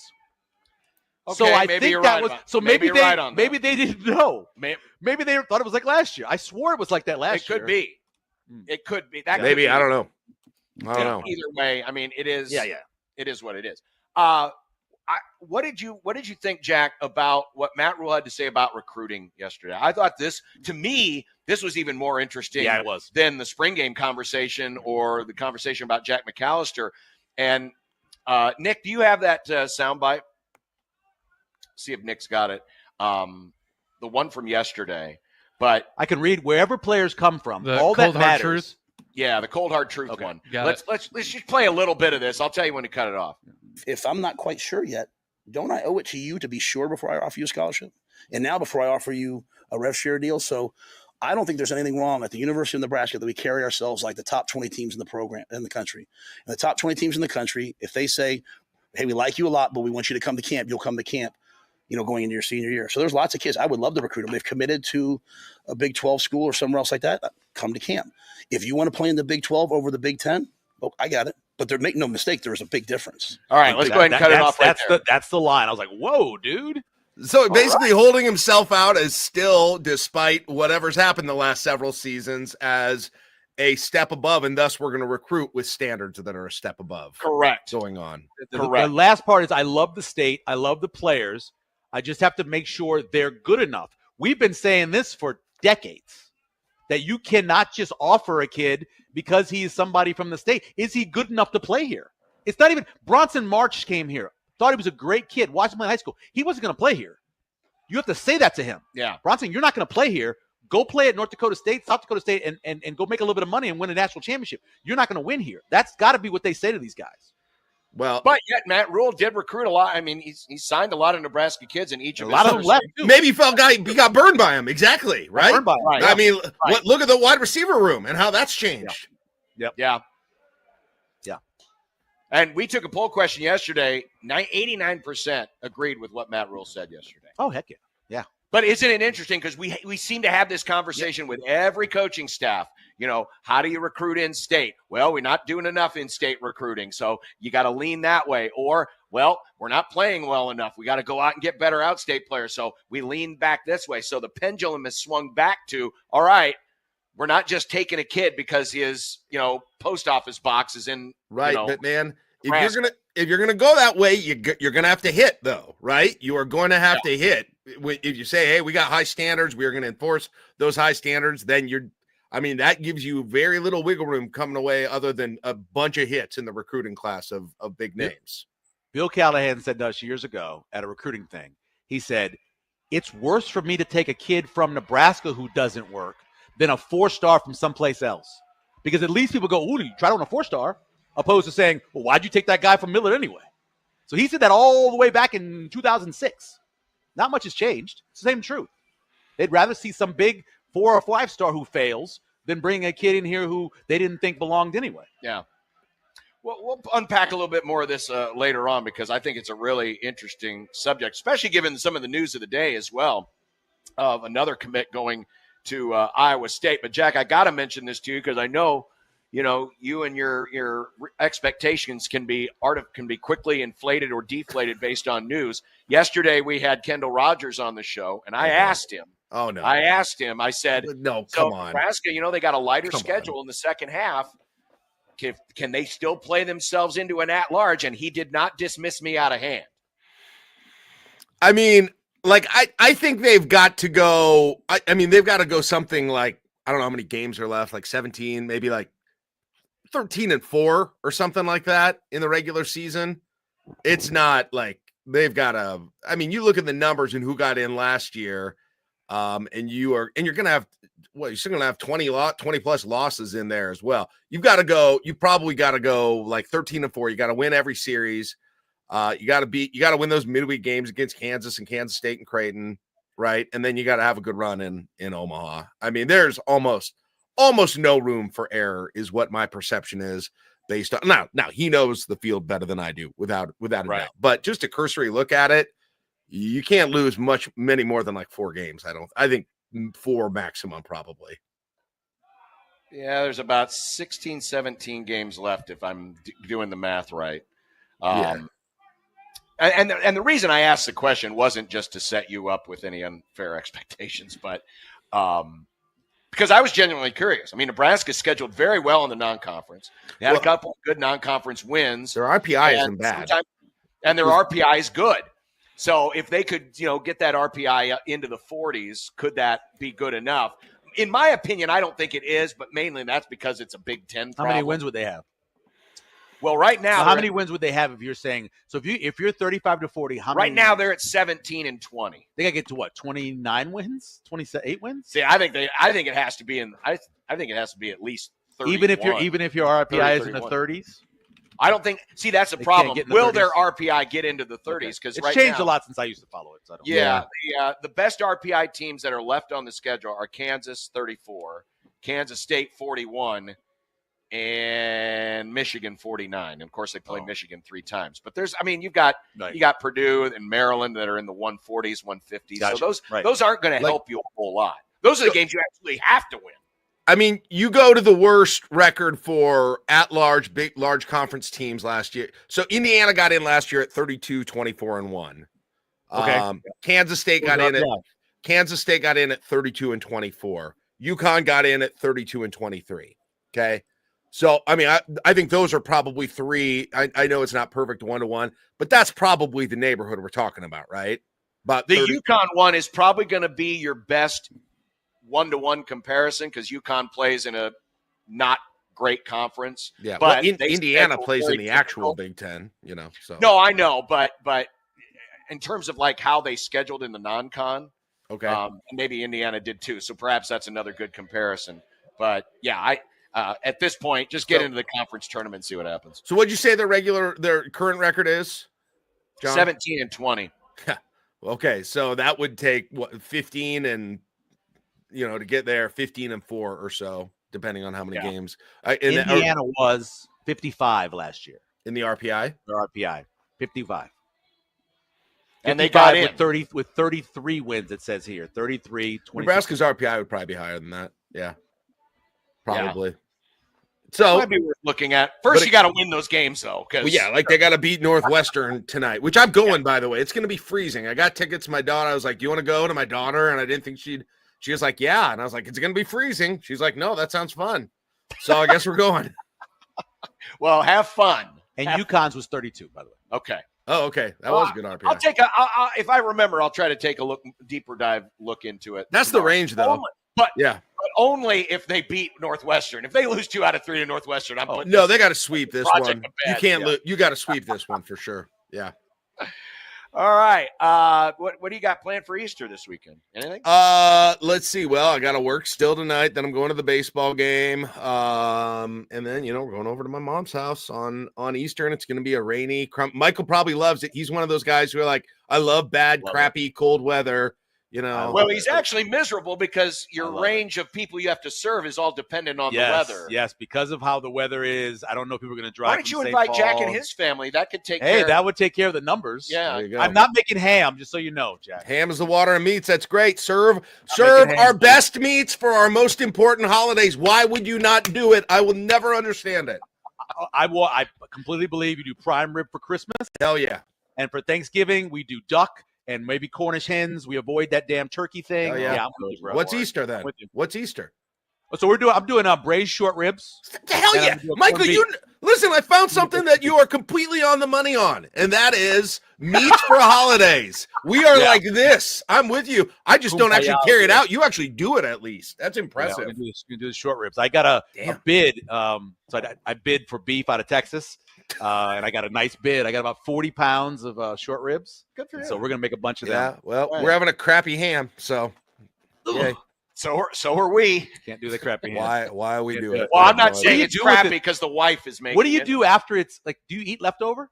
Sure. Well, the boys really love the scalloped potatoes and ham. So that's what we're having too. Well, we'll do the scalloped potatoes and ham. And then we've also done, in fact, the last ham that we had got turned into red soup? Beans and rice. Not red beans.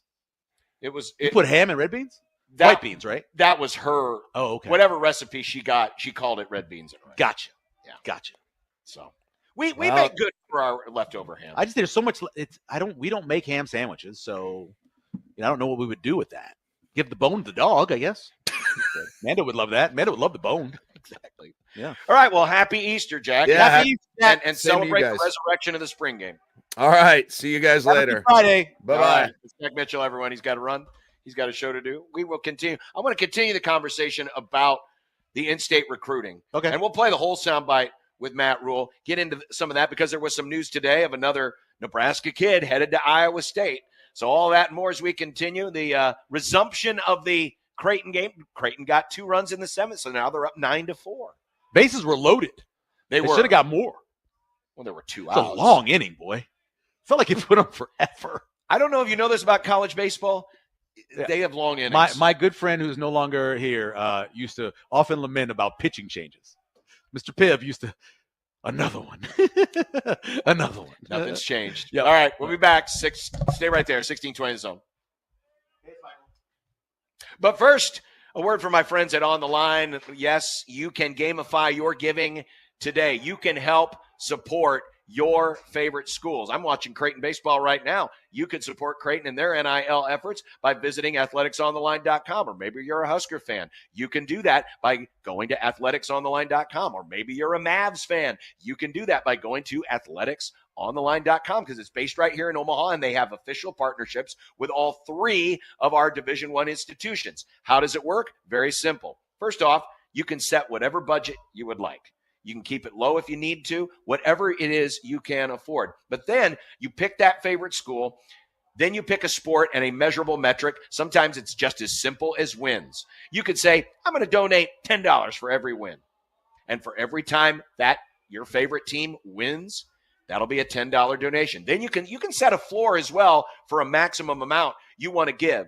That's why we call it gamifying your giving, because it's rewarding your team when your team rewards you, and it's an official partnership.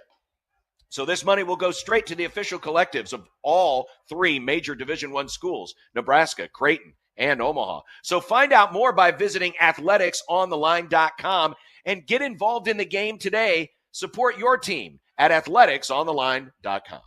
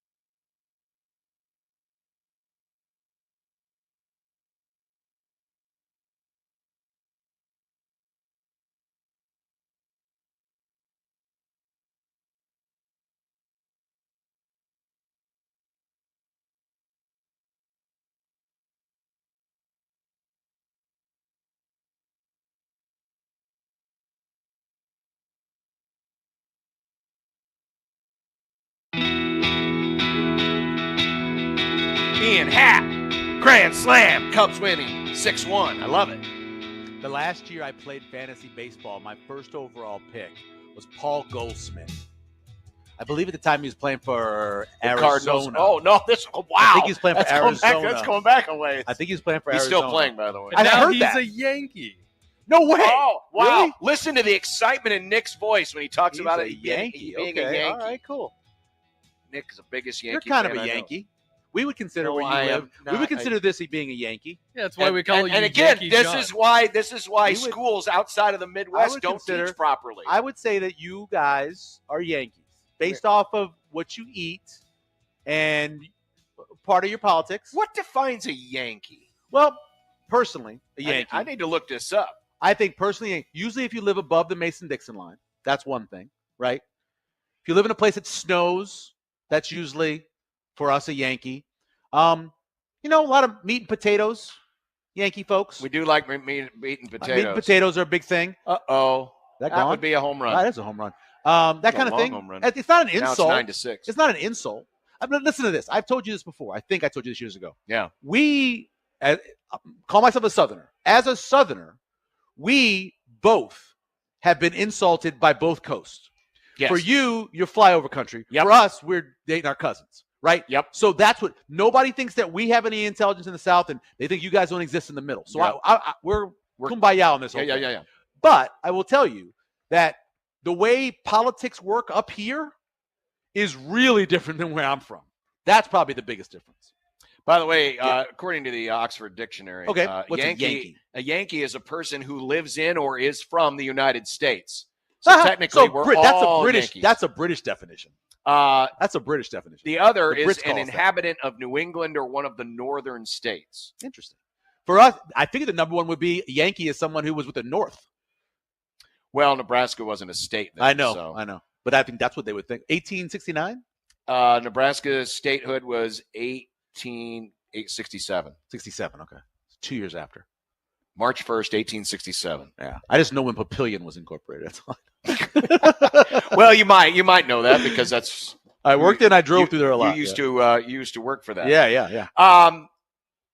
The Matt Rule conversation yesterday regarding recruiting, and we're kind of up against a break. So I want to play the whole soundbite that we played part of it with Jack, and then we can take a quick break, come back and set it up, and we'll set it up here, talk about it next because we got Kent coming up as well. But here is again what Matt Rule said yesterday. He was asked by Sam McEwen, who then wrote a follow-up story today, a really good story in the Omaha World Herald, about in-state recruiting and how the 105 roster limit and just the new age of college football has changed the emphasis on in-state recruiting. Here was Matt Rule yesterday, again, Nick, from the press conference. If I'm not quite sure yet, don't I owe it to you to be sure before I offer you a scholarship?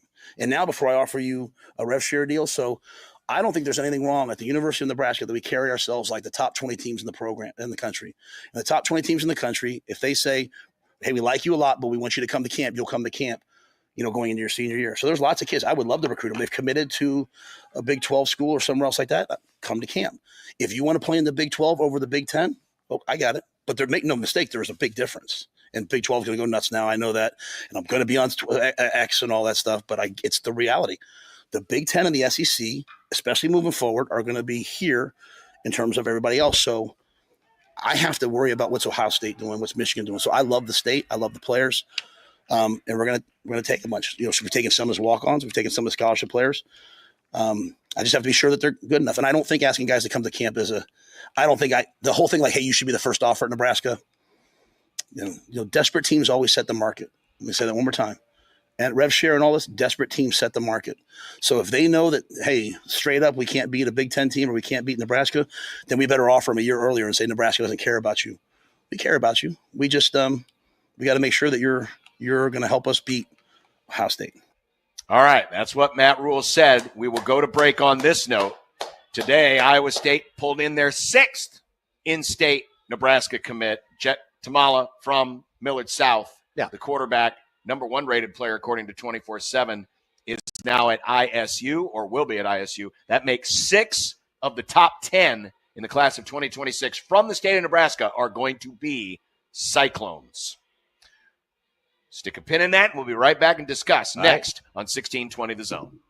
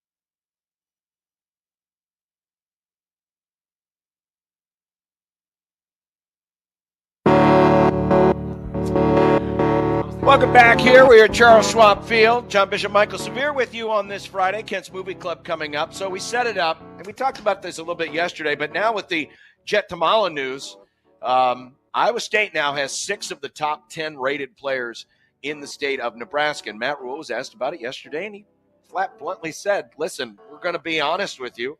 I want you to come to camp. We want you to come watch us practice, but we can't be in the business of just giving you a scholarship offer just because you're from Nebraska. And we did the poll question. Basically, it's 90-10. 90% of you agreed with this, but it's always fascinating because this argument happens with every coaching change. Too many Nebraska kids. Got to go get outstate kids, better athletes. Then you lean that way and you go, oh, wait, nope, not enough. Got to have the soul of the team's got to be Nebraska kids. And as you pointed out earlier, Michael, you think that there's an element here of Matt Rhule just saying, listen, this is what we're going to do, and we're not going to necessarily worry about what the fans think. Now, as it turns out, at least based on our polling, fans seem to agree with this right now. Yeah, but Nebraska also has not been winning, and so it's easy to make the argument, hey, if we're going to beat Ohio State, we got to go get players that can beat Ohio State. I think people older than us, though, aren't necessarily in that poll. I agree. That's the group of people that are going to be – you got to remember, some of these people would have been preferred walk-ons. Right? They would have been. And they'd been fine with that. And they would have told them, maybe a gray shirt. They'd say, look, do 1 year, maybe 2 years, and we'll get you on scholarship. And that's what they would do. Now, one of the things that Matt Rule does, and he's not the only one based off of their strength and conditioning, they have times you got to meet. If you're a linebacker, you got to be this, size, weight, this size. And if you're not that, or if you're a wide receiver, Amarian Jackson is a great example of this. I've seen him play a couple times. He's a talented receiver. By the time he is done playing in the state of Nebraska, he will be the greatest in terms of numbers wide receiver to ever play in the state. He's going to have more catches, more yards, all that stuff. But he's not fast, and they want speed, and he's not fast. He goes up and gets the ball. They're not going to offer him. Darian Jones, definitely. You want him at Nebraska. I think he can be a really good player. I watched him at Omaha North a couple different times. I think he ends up at Nebraska personally. And he is one of the two offers. Yeah. And then Isaac Jensen is another guy who I'm not sure. So what they have tight end wise right now in terms of depth and what they have coming. So I don't know where he fits in. Does he want to go to a school and play right away as a freshman? Does he think he can do that here at Nebraska? Will he have to wait a couple years behind some of the other tight ends? I don't know. Jet Tamala, it's pure numbers. You're going to take, because of the numbers now, you're going to take one quarterback every year. And they already have set up what they're going to take. Exactly. You already have TJ that's there this year. You're going to get Dalton. It's Dalton, right? Raiola. You're going to get Raiola. So you're going to go year by year. He just isn't fit. It's not anything he did wrong. So he's good enough. So a lot of what you think we're seeing this year is it's not a great class. It's just a matter of, it's a class that's not good enough. In other years, maybe we wouldn't be talking this way. But this year, it just so happens that a lot of these players just don't fit the profile of what Nebraska's looking for. And it just so happens that there is one school in particular that is coming across the river and is taking guys out of this area and going back over there. And we all know what happens. Sometimes those guys end up being good players, and we remember the stories of, well, gee, why didn't Nebraska take that kid, or why didn't Nebraska take that kid? Well, the same thing is true with Iowa. Remember when I first got here, you had a couple guys going over to Iowa who you thought were pretty good high school players, but they didn't want to walk on. They wanted a scholarship, and so Iowa gave them a scholarship. Now it's Iowa State. I personally would prefer them to go to Iowa State than Iowa if I was a Nebraska person, because you're not going to play them, right? So that's how I would feel about it. I just look and I say that, one, it's not a great class compared to some of the other classes. It's not. And there's probably only 3 out of these 10 that I'm looking, and I'm looking at the On3 rankings. 3 out of the top 10, I would say, would fit into what Nebraska wants. That's how many I think. And then on top of all of that, with the numbers coming down, you have to make decisions based off of what you need next year, because those guys probably aren't going to be here 4 years. You used to say, that guy right there, he's going to be playing for me by his redshirt junior year. Nobody's doing that anymore. If I need that player, I'm going to get him in a portal. I'm not going to grow him into that player anymore. So all those changes, I don't blame Matt Rule for what he said. I've agreed with him for a long time. I thought there were a lot of guys over the years that they've taken who did not fit, and they weren't going to be very good. And I've been wrong on some of them. Yeah. I have been. But when I look at the group that they have for this next year, I understand why they're sitting where they are. And congratulations to them getting a Division I scholarship in the Big 12, playing at a good program like Iowa State. Congratulations. Let's congratulate them. Let's not get bad because they're leaving the state or because they're not getting offered by Nebraska. So what did you think about his statement regarding the desperate team sets the bar? He's right. He's right, and that's and he's certainly right from a rev share standpoint. Yes. But we're really talking. Well, I guess we're talking both now. But these are scholarship offers. We don't know what their rev. Well, I think in terms of what he's saying is he's looking at a team like Texas A&M. Yeah, they are so desperate. That fan base is. I believe Trev Alberts probably is. The coaching staff is. They're desperate to take that next step up. They just can't keep hitting the ceiling. They're going to pay a ton of money. Let's go Penn State. Penn State is starting to get passed a little bit in wrestling. Oh, hold on a second. We're going to spend $4 million on a wrestler. Iowa gets passed by Nebraska. Oh, we're going to spend $2 million on a wrestler. Yeah, as soon as you start getting passed by somebody, you get desperate and you spend money. All sports, not just football. All of them. At least what I believe what we're going to see, because it's going to be fascinating to watch how other schools deal with the new age way of things. Obviously, what Matt Rule is doing is he wants to be a top 20 program, so he is going to treat it like a top 20 program. They're going to go out. They're going to attack the portal when they need it. Yep. They're going to go out and recruit some higher-end players, and then they're going to end up paying those players. But then you have programs, and Iowa State's an interesting example here, because the theory has been, well, okay, Iowa State, or, you could look at it from the standpoint of a group of 5 school where, we're going to bring in all these high school kids and basically just develop them over the first couple of years. And then they're going to get plucked away by the bigger schools. That's a farm system. What Iowa State, because Iowa State's not a group of 5, they are a Power 5. I don't know what they're planning to do with their rev share. My guess is they're going to push the envelope as much as they can. They're going to try to make the $20.5 million. And so what I could see Iowa State doing is Iowa State is going to they're going to recruit as they have. They're going to try to develop as they have. And then if those players end up being good enough where they could be sucked away, that's where they're going to focus their rev share to try to keep the guys that they've made good.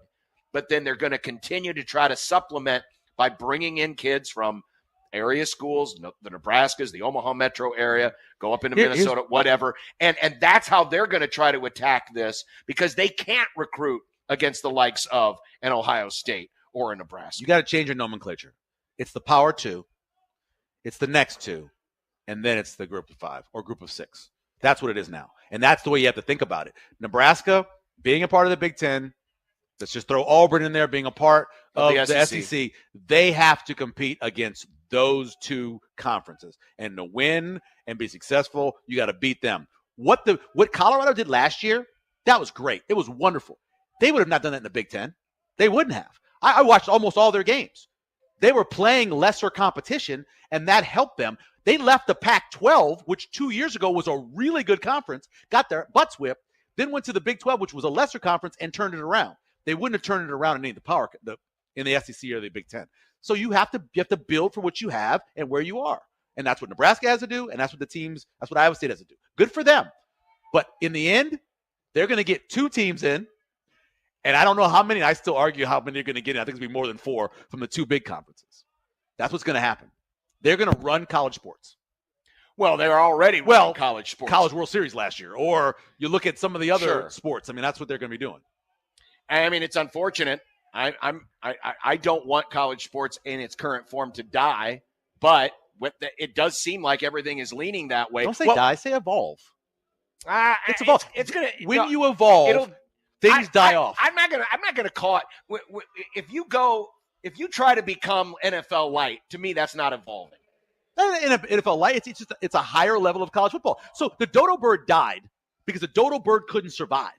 It wasn't a bad thing that it died off. Evolution passed it up.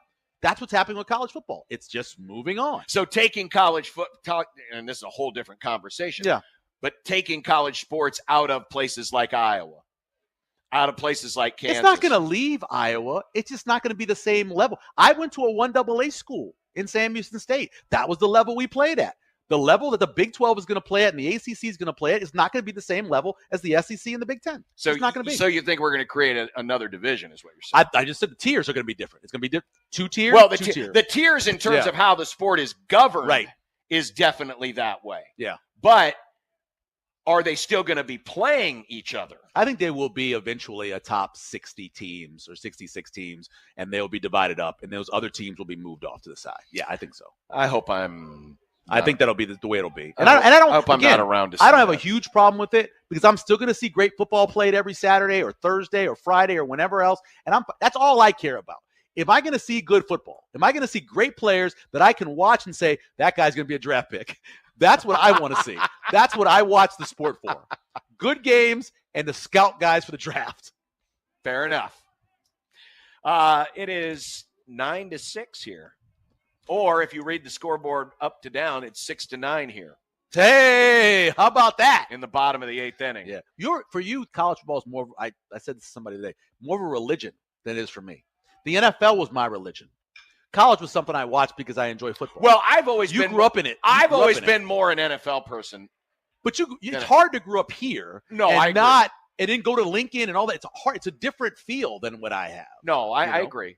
I agree. But my viees on college football are probably different than what a lot of views of college football are in this state. Because I have always been an NFL person. Okay, first. Me too. But that's a little bit different. Creighton just got a run, so it's now 10-6 in the 8th. The teams just keep scoring and scoring. What time does the other game start? Like a half an hour after this one, or 45 minutes? 45 minutes after starts. Okay. Cool. Coming up next, though, the movie club starts with Kent Wolgamont, Lincoln Journal-Star. iRobot. Yeah. Woo. Yeah. It's 20 years old. Yep. Yes, it is. That is correct. Saw it in the theater with my wife. I saw it in the theater in 2004. Yeah. It does not feel like it should be 20 years old. It's its own branch of movie. We'll discuss that with Kent next, live here from the ballpark on 1620 The Zone.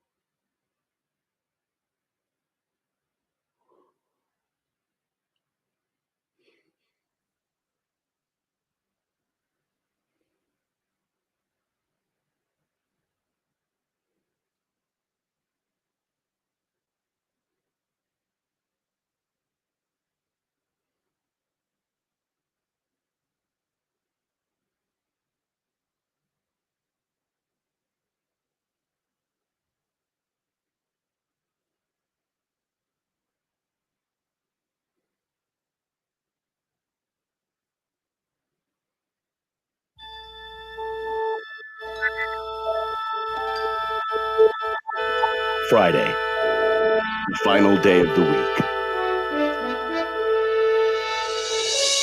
These are the voyages of the program Unsportsmanlike Conduct. Its ongoing mission, to explore strange new movies, to seek out new bits and new edification, to boldly go where no radio program has gone before. Well, Kent's Movie Club. It's Kent's Movie Club. Kent's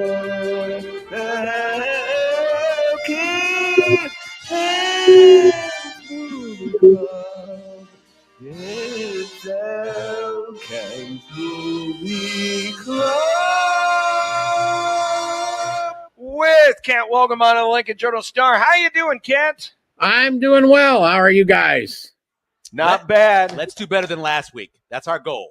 Let's do better than last week. Why we don't want to make last people week- miserable because so many people tune in for a movie they love, and Josh and Nick just poo-pooed all over it. We didn't and so poo-poo. We said it was fine. People were like, "Oh my god, that was a horrible conversation you guys had about Tombstone because it is one of the true great movies of all time, and you guys didn't like it very much." That's kind of what I heard. Well, I'm going to just keep my opinions to myself because I don't want to restart that conversation. Yeah. The movie this week is I, Robot, which, as we established during going into break, it's already 20 years old. It feels like it was only maybe like 5 years ago I saw this in the theater for the first time. We're 10 years from the year that movie is set in, 2035. Yes, we are. So, Nick, for the rare people that probably haven't seen it, what's it about?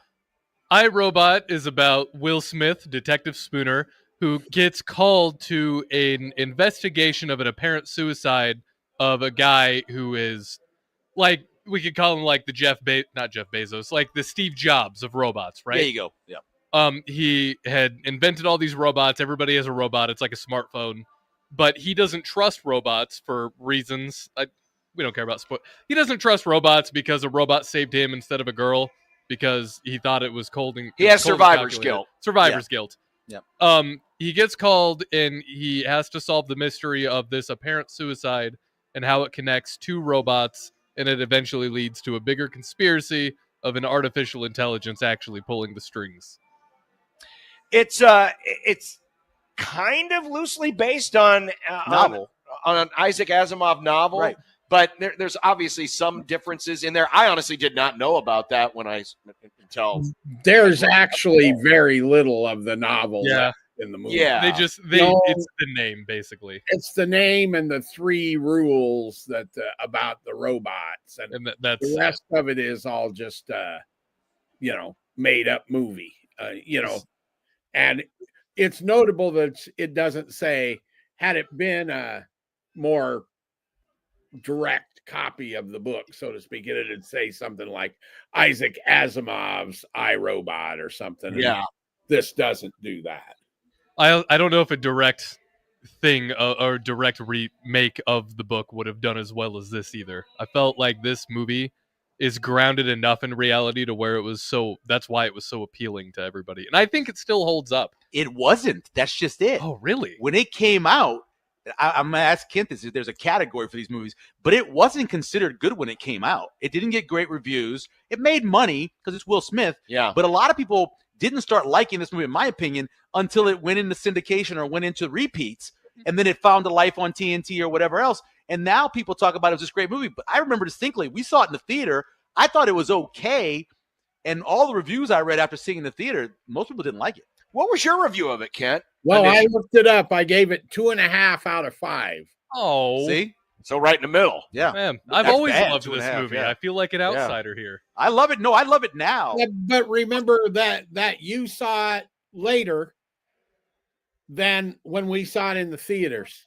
I mean, I was a kid. I was around for the home video release. We rented it the second it came out on video. So, I mean, I would probably liked it because kid futuristic and stuff. Well, you're a Spider-Man fan, aren't you, Nick? I love Spider-Man. So it came out that same year, right, as Spider-Man. Mm-hmm. And that was a big thing about those two movies. It didn't compare to that movie, right? Yeah. At the time. Yeah. What do you call those movies, Kent? That don't necessarily aren't all that popular when they first are in the theater, but then they find, like Shawshank, I guess, and find their own life. There's a lot. I don't know that there's a term for that, but there sure are. Let's call it, Kent, we should name it. A Walgamot. A Walgamot. There we go. It's a Walgamot. Or maybe just call it an iRobot. I don't know. Yeah.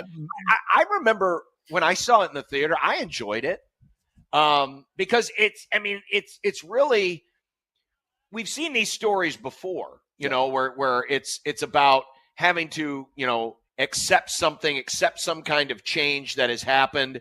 And, Will Smith's character obviously is set in a different time. I mean, he still has, Converse. Was it Converse or Jordan? He's got the Sony CD player. He's got the Sony. So he is, as Michael would call him, an old soul. He was an OG. Yeah. He was an old soul and just had a difficult time adjusting to change. Now, he does have a backstory about the robots that Nick explained, whereas he's got that survivor's guilt. But we've seen this play out in stories before where, it's overcoming, dare I say, a prejudice of sorts. Mm-hmm. What it really is a cop movie. That's a cop movie. Yep. You're just solving a crime. Cop movie of its time. If you look at the cop movies of the 90s, it's one of them with the sci-fi trappings around it. Because the screenplay for this movie was originally written in 96, 95, 96. Yeah. Mm-hmm. Yeah. So it's one of those kind of movies, that finally got made and distributed, but it was a 90s cop movie dressed up with the sci-fi elements, right? Yeah. And then the other thing that made it appeal or makes it feel familiar or something is that it was one of the first CGI action movies with as much computer stuff in it, right? Right. Mm-hmm. And those are the things that came together. And the reason that a lot of us didn't give it good reviews was the story was as formulaic as they can't come. It's procedural. It was a straight cop movie procedural story, period. No. And some, including me, felt like the Will Smith guy is supposed to be this paranoid, right? The world, the robots are coming to get me, paranoid kind of guy. And he doesn't come off that way in the acting.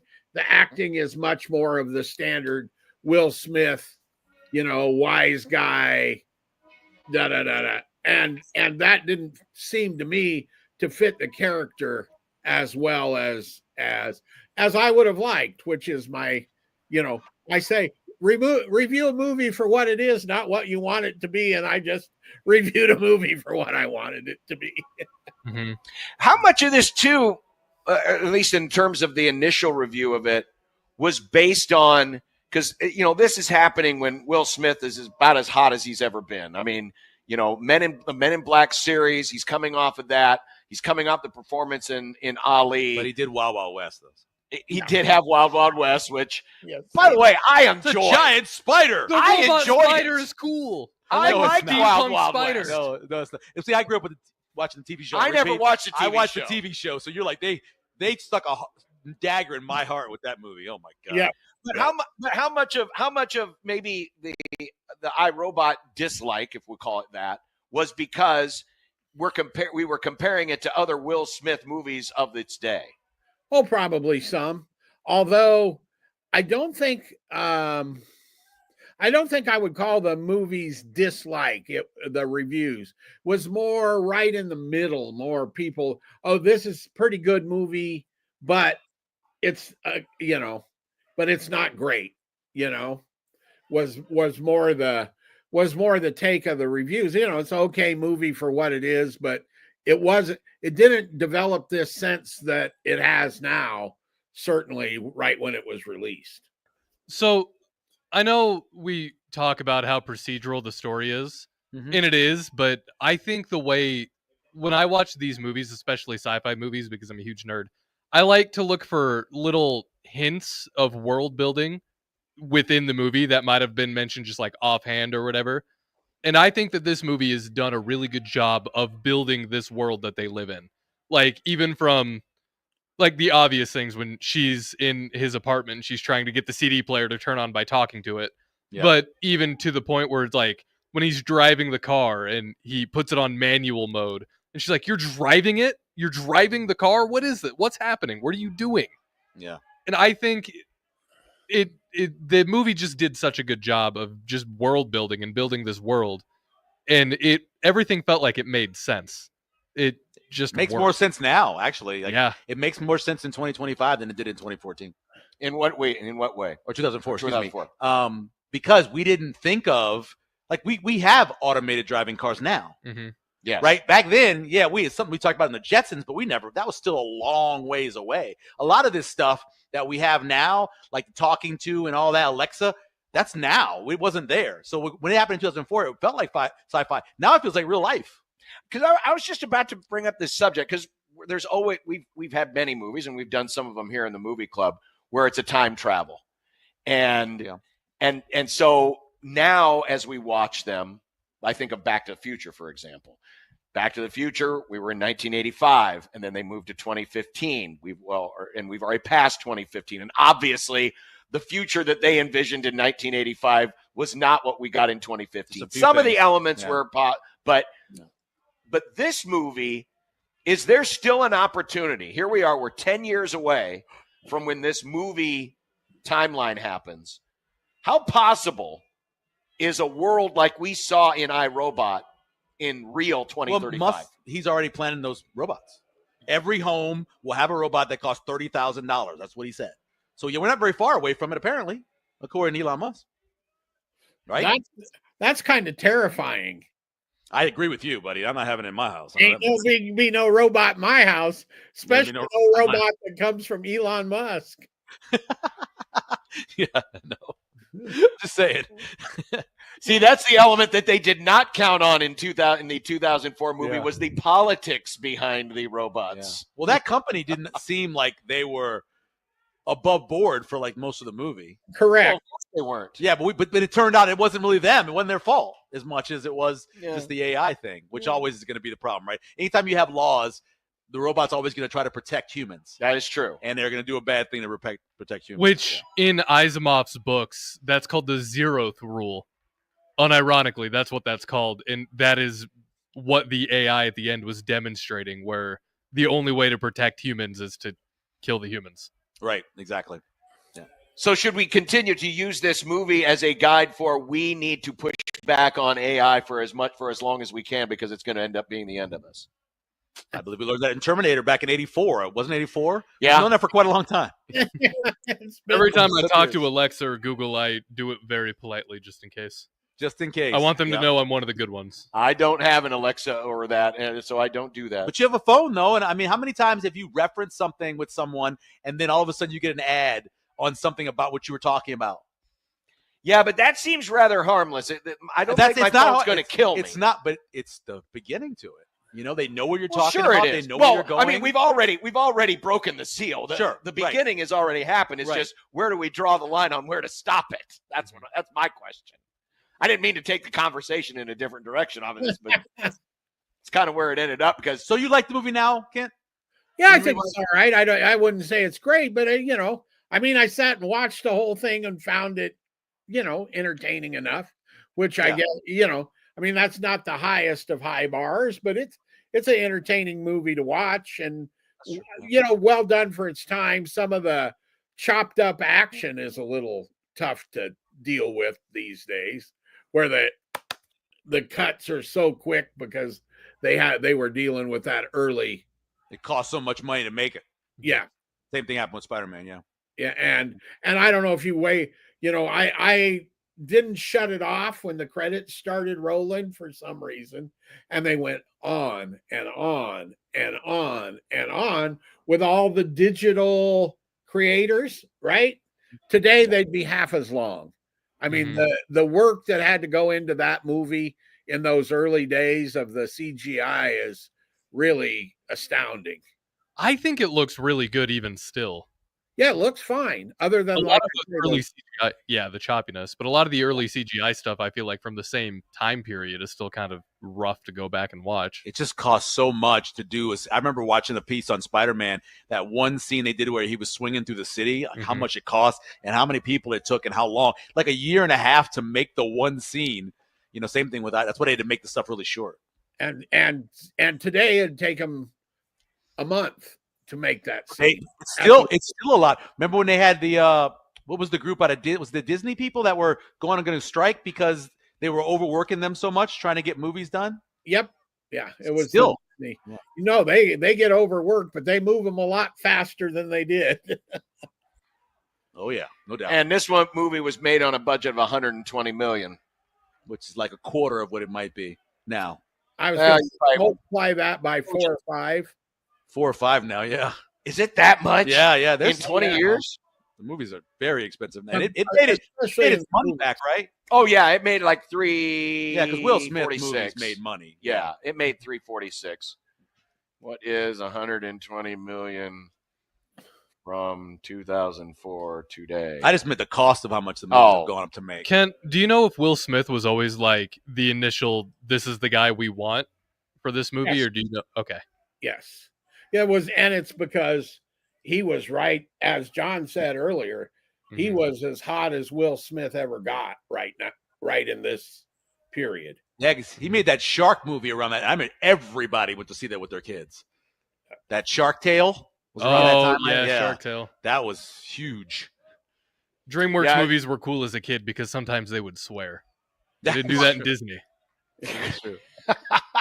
Yeah. So again, the timeline. So the Men in Black series is it wrapped up? It was 6 years, I think. That movie didn't it take 6 years to get all 3. Oh, I guess the third one didn't come until 2012. Right. But he'd made the first two. He's a couple years removed from Ali.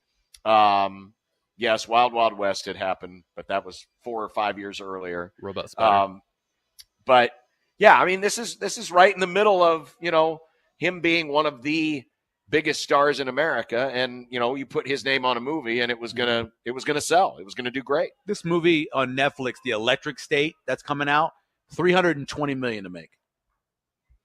$320 million to make. And that's a movie. It's a Netflix movie. That's a movie based off of visual artworks from an artist. Yeah. Good luck. Yeah. I've heard a lot of people who are fans of this artist already upset about the movie based on the trailers. Yeah. Okay. What did we've only talked about Will Smith. What did we think of Bridget Moynihan? She was great. She was awesome. I think she's the best thing in the movie, actually. Yeah. I really liked her. And also Bruce Greenwood is always good. He was the head of the U.S. Robotics. Always a bad guy. What's that? Always a bad guy. Always seems like he's always a bad guy. He's typecast. Other than in 16 Days, he played John Kennedy, a movie about the Cuban Missile Crisis. And he's great. I haven't seen that. Okay. He looks a little like John Kennedy. I see that. Yeah. Oh, he played Captain Pike in the Star Trek remakes. Yeah, Captain Pike is great. So he was a good guy there. But most of the time, Bruce is a bad guy and a good one. That is true. That is true. He was good. And, I kind of felt like I found it funny to watch Shia LaBeouf at age, whatever. Yeah. He must have been, 15, 16? 16 or 15, yeah. Yeah. Because that's well before, that's a couple years before Transformers, right? Because Transformers was 07.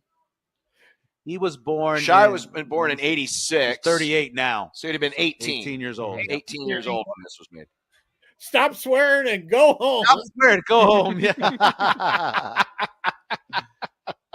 Again, this movie probably more than any that we've reviewed recently has reminded me of the quick passage of time, because again, it does not feel like it has been 20 years since iRobot. No, it does not. Nope. But now I liked it. I liked it pretty well then. I like it the same today. So I guess I haven't changed in terms of mine, but I understand why some people see it a little bit differently today than they did 20 years ago. My wife used to watch it over and over for the shower scene. I'm sure. That was her going to bed movie. I ended up buying it on DVD. We had the videotape. I bought the DVD for her because it wasn't always on. That's before you could save it on your thing, and now it's saved on there. We own it through Amazon, I believe. Yeah, that's our movie. It was she likes some Will Smith. It was cool to go back to this. Sorry, Ken. Was specifically mentioned by one of the female critics, and I can't remember which one, or I would attribute it to her about that. That's one of the reasons I really liked this movie. I mean, she flat said it in the review. He had gotten in pretty good shape off of Ali. Mm-hmm. No. What was interesting was, so the last time I'd seen this movie, I was, a teenager. It's been off my radar. I love the movie, but I hadn't thought about it. So watching it again as an adult with a developed frontal lobe, I got a new appreciation for it too. Because when I was a kid, I liked it because, future robots, cool. But then I'm recognizing the deeper kind of meanings behind the things that were said and done in the movie. It's This is a great movie for me. I like this movie a lot. Well, there it is. Imagine having to kill yourself to save the world. Yeah. That's what he had to do. It is. He had to kill himself to save the world. So what are the odds that most people wouldn't do it? That someone to stop AI as we know it will kill themselves to save the world? I don't think people would do it. It takes a special person to do that. Well, maybe we need to get James Cromwell to kill himself, and maybe that'll. Jeez, John. He was the one guy that did it. He's the one guy. He's the one guy. The character he played. Yes. All right. Well, that is iRobot streaming on Hulu currently. What's the movie next week? Next week. Is it Ken's pick? No, it's my pick. Oh, just 16 days. That sounds awesome. No, actually, the pick because Michael, we are at where are we? We're at a baseball park. This is a place where they play baseball. We just finished watching Creighton beat St. John's 12-8, and now they're going to take 40 minutes off and play a second game of baseball. Sounds good. So next week's movie is a baseball movie. It is also one I have not seen yet. What baseball movie haven't you seen yet? Moneyball. Oh my God! You've never seen Moneyball? Moneyball is great. Never seen This Moneyball. seems like a movie you would have seen before. Yeah, it's so good. John, I love this movie. I don't. Where were you when this came out? Honestly, the reason why I haven't seen it yet is because yes, it's a baseball movie, but it's more about the business of baseball. Or at least that's my impression. It's about the business of baseball. It's not like Field of Dreams where the movie's about baseball. I watched the love this, of baseball. I watched this about movie dad maybe. and sons. I know, but the heart. But that's one of the reasons why I hadn't seen it. I wanted to see it. I noticed it. It is there. It's on Amazon Prime Video. You will see more baseball in this movie than you saw in Field of Dreams. Uh-huh. Yep. Yeah, but It's it also doesn't fascinating. romanticize me. Yeah. It is fascinating. Oh, just the scene when they're having the conversation in the boardroom is just awesome. Well, again, this is why we do Movie Club. When because I point at you, when I go ahead. This is why we do Movie Club, in case there are movies. At some point, we're all going to catch up on the movies. Now, Kent's seen them all. Kent's seen a lot. Yeah. But, we're going to catch Nick up on all the ones he hasn't seen. We're going to catch Josh, and we're catching me up this next week. Nice. I look forward to that. I watch this movie maybe once a year. I just did my yearly rewatch a month and a half ago. So, Michael, the next time you're on, we need to do a Nora. Oh, okay. I'm down with that. Yes, she does often. Oh, yes, she does. Was that your? Did you pick that for the best picture though? Yeah, for the best of the year. Yeah, best movie. I thought out of all those movies, the best one was The Conclave. I thought The Conclave was amazing. Conclave is good. I thought from the beginning to the end, the twist at the end, I thought that was the best movie I'd seen that all year. My list, top 10 last year was Honora. Conclave was 2. Okay, all right, yeah. I thought Honora was good. I thought it was a little overplayed, her character a little bit, but that's not my kind of woman. Not my kind of woman. Ken, I have a question for you, and I'm just going to read. This is a tweet from Discussing Film. Okay. Keanu Reeves has been cast as the villain in a Weezer movie. The film will be a mockumentary style described as a cross between Scott Pilgrim versus the World and the Weird the Al Yankovic story. What are your initial? Where's your brain there? I'm all the way in. I am too. Weezer the band? Yes. Yeah, because Keanu's like the best. He's like great, and he's a musician and everything, so he'll get it exactly right. Wow. He's not afraid to lean into goofy things either. No, he is totally goofy. I mean, Bill and Ted, for God's sakes. Right. Yeah. Yeah. So no, I'm all in on Keanu versus Weezer. All right. It's going to be incredible. All right. I love Kanunu. Let's go. That's the Movie Club this week. Kent, before the NBA playoffs start, who's your pick? For the whole works? Yeah, give me a finals pairing and then the champion. Yikes. I'm gonna go Boston, Oklahoma City, and Oklahoma number City. one seeds, right? Number one seeds? No, Cleveland's the number one. Oh, holy Cleveland! Yeah, Cleveland's number one. I'm sorry, I don't want you. So Boston and OKC, and who did you pick? OKC. So no banner 19. That would be a shame. Baylor needs his banner. Can't welcome on Lincoln Journal star. Kent, we appreciate it. Thanks. We'll talk to you next week for Moneyball. Thank you, Kent. See you, Kent. There he is, Kent Wolgamon, who joins us each and every Friday. Yeah, I've never. I guess I can't. That's wow. That's such a no. good It's movie. just I don't know. I lived in Houston around that time that was happening, and so just seeing the players and seeing the how and all that, it just fit. Yeah. You know? So I like it.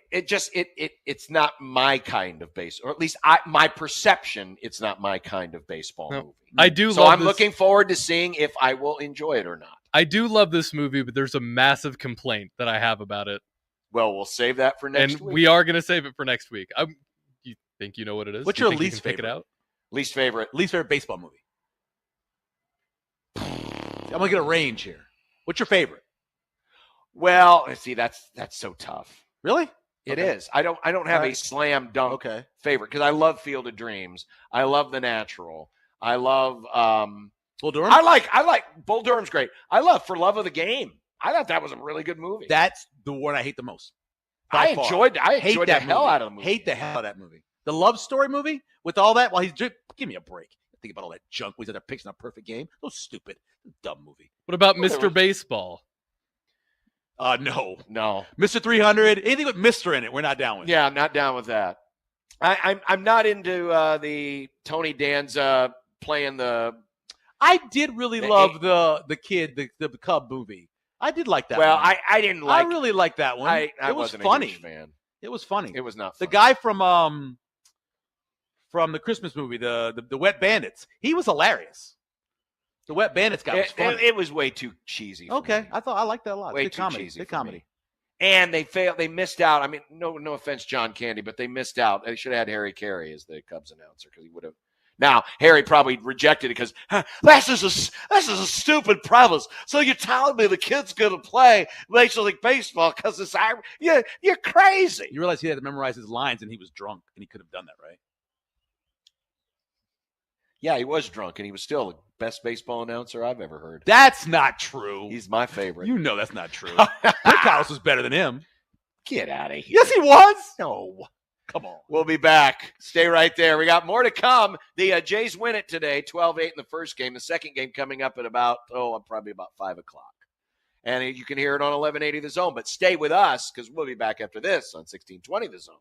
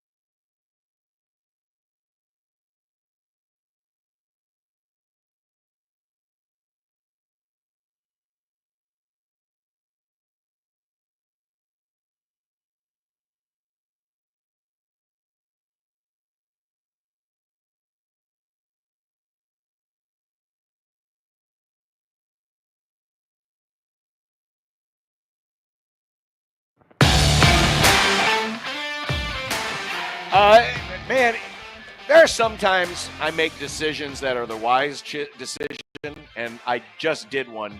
That whole time we were doing the movie club, I could see that the Cubs were having issues, so I turned my phone away. Oh, okay. Because I knew they ended up blowing the 7-1 lead and gave up 10 runs in the 7th inning. But they have since come back to take a 13-11 lead and they're still batting in the 8th inning with the bases loaded. Are they good this year? The Cubs are good this year, but the wind is blowing out today. Oh, yeah, there you go. Launching pad, right. So, again, I'm going to just turn this away just because I can get easily distracted when they're playing a game like this. Because I want to do the best I can for the Grum and for the good people. Also, I don't need you swearing on the air. I once called a United Football League game while watching a Nebraska football game on the TV off to my right. There's no way I could do that. It was amazing. At one point, amazing as in you were amazed that you were able to do it? It was amazing that I only made one mistake, and it was when Burkhead dropped a touchdown pass. Which Nebraska game was this? This was Ohio State coming back. The comeback. And I was like, oh my God, he dropped the ball. And it wasn't Crayneck I was doing the game. I was doing it with Smitty at the time. Okay. Smitty. I did it with 3 different people. I did it with Gary for 1 year. I did it with Crayneck, and I did it with Chris Schmidt. Chris Schmidt. Yeah. And it's like, oh my God, he dropped the ball. And Chris Schmidt was like, what happened? It was a run play in front of me. It was so funny. I was like, I thought he fumbled. It must have been a shoe. We talked about this yesterday, but I don't know if you heard about this, Michael, but we have new rules in college football to prevent or try to prevent flopping. Yep. Flopping. I like that. And if you missed it, so what they're going to do is if medical personnel come on the field to evaluate a player, after the ball is spotted, right. The player's team, the injured player's team, will be charged a timeout. If that team no longer has a timeout, there will be a 5-yard penalty. Delay of game.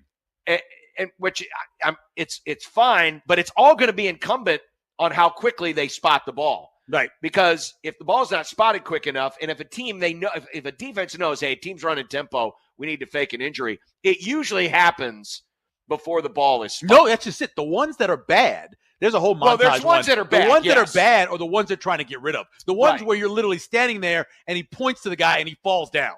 Those are the ones that are a problem. The ones where the guy is starting to get off the field and they're starting to go line up and he falls with a fake cramp, that's not as bad as the ones after. So do you think this could work? Oh, yeah, because they do. Well, depending on how the pace of the game is going, that's how they set it. They will spot it fast if you want to go fast. That is true. So if it's a team that's going fast, they're going to spot it fast. I think it could work because the ones that are really bad, like the 3 or 4 Ole Miss ones, there's a really bad one from the Texas game where the guy he got shot out of the stands. Those are really bad. Eliminate those. For the most part, if somebody says they have a cramp, I believe they have a cramp.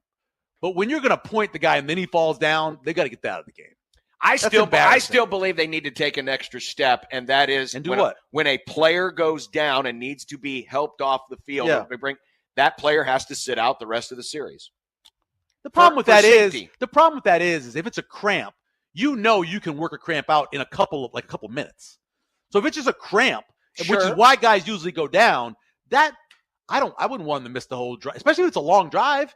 And you get the cramp worked out, you can't come back in? Well, but you can use it under the guise of player safety. Hey, you got to make sure. But a cramp's not going to hurt you more. Then you get hurt more because you have a cramp, though. I can see a concussion, the guy goes out because he's got a head injury. Yes, you got to keep him out for a whole series. But if it's the majority of the time the guys go down, it's for a cramp. Or they believe they hurt themselves. They hurt something go in their knee. And then after he gets tested, like, oh, it's not that bad. I can go back in. Right, but, I mean, I just want the ones that are obvious to be stopped. 2 minutes Stop the ones versus that are 5 obvious. minutes. What difference is it going to make? Well, it could make it if it depends on if you are the starting running back or you're the starting quarterback. Well, don't get hurt then. It is football.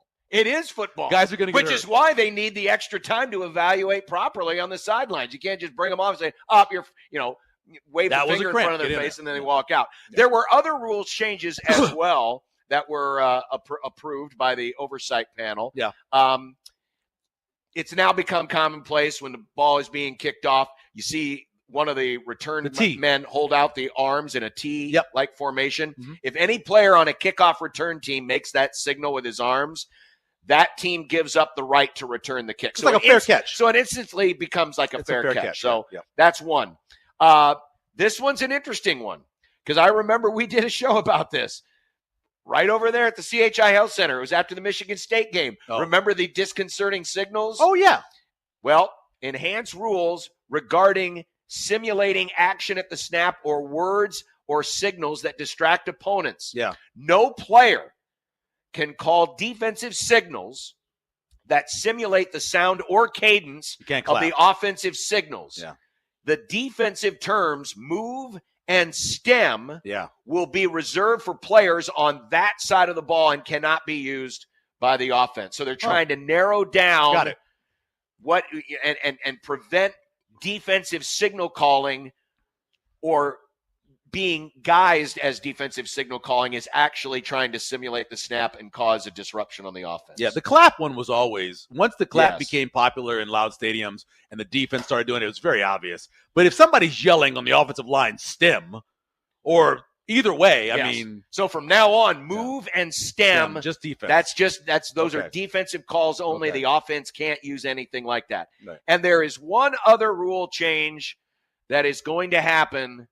And it reminded me of something that happened 10 years ago, and Nick's got the audio. But from now on in college football, when a decision on instant replay is announced, the referee will announce that the call on the field is either upheld or overturned.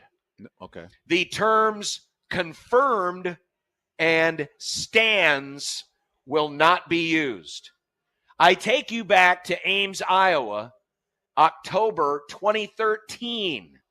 And this was a drop that we had lots of fun on this radio station, particularly one Matthew Richard Schick. Nick, hit it.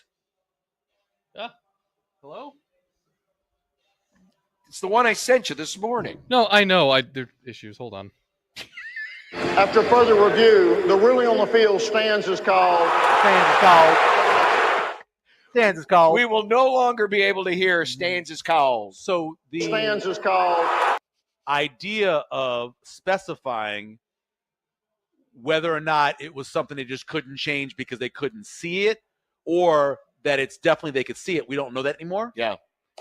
It's just upheld or overturned. I like the confirm thing because that made a lot of sense. And then you're basically saying, look, dude, I didn't have a good view. I'm just going to leave it the way it is.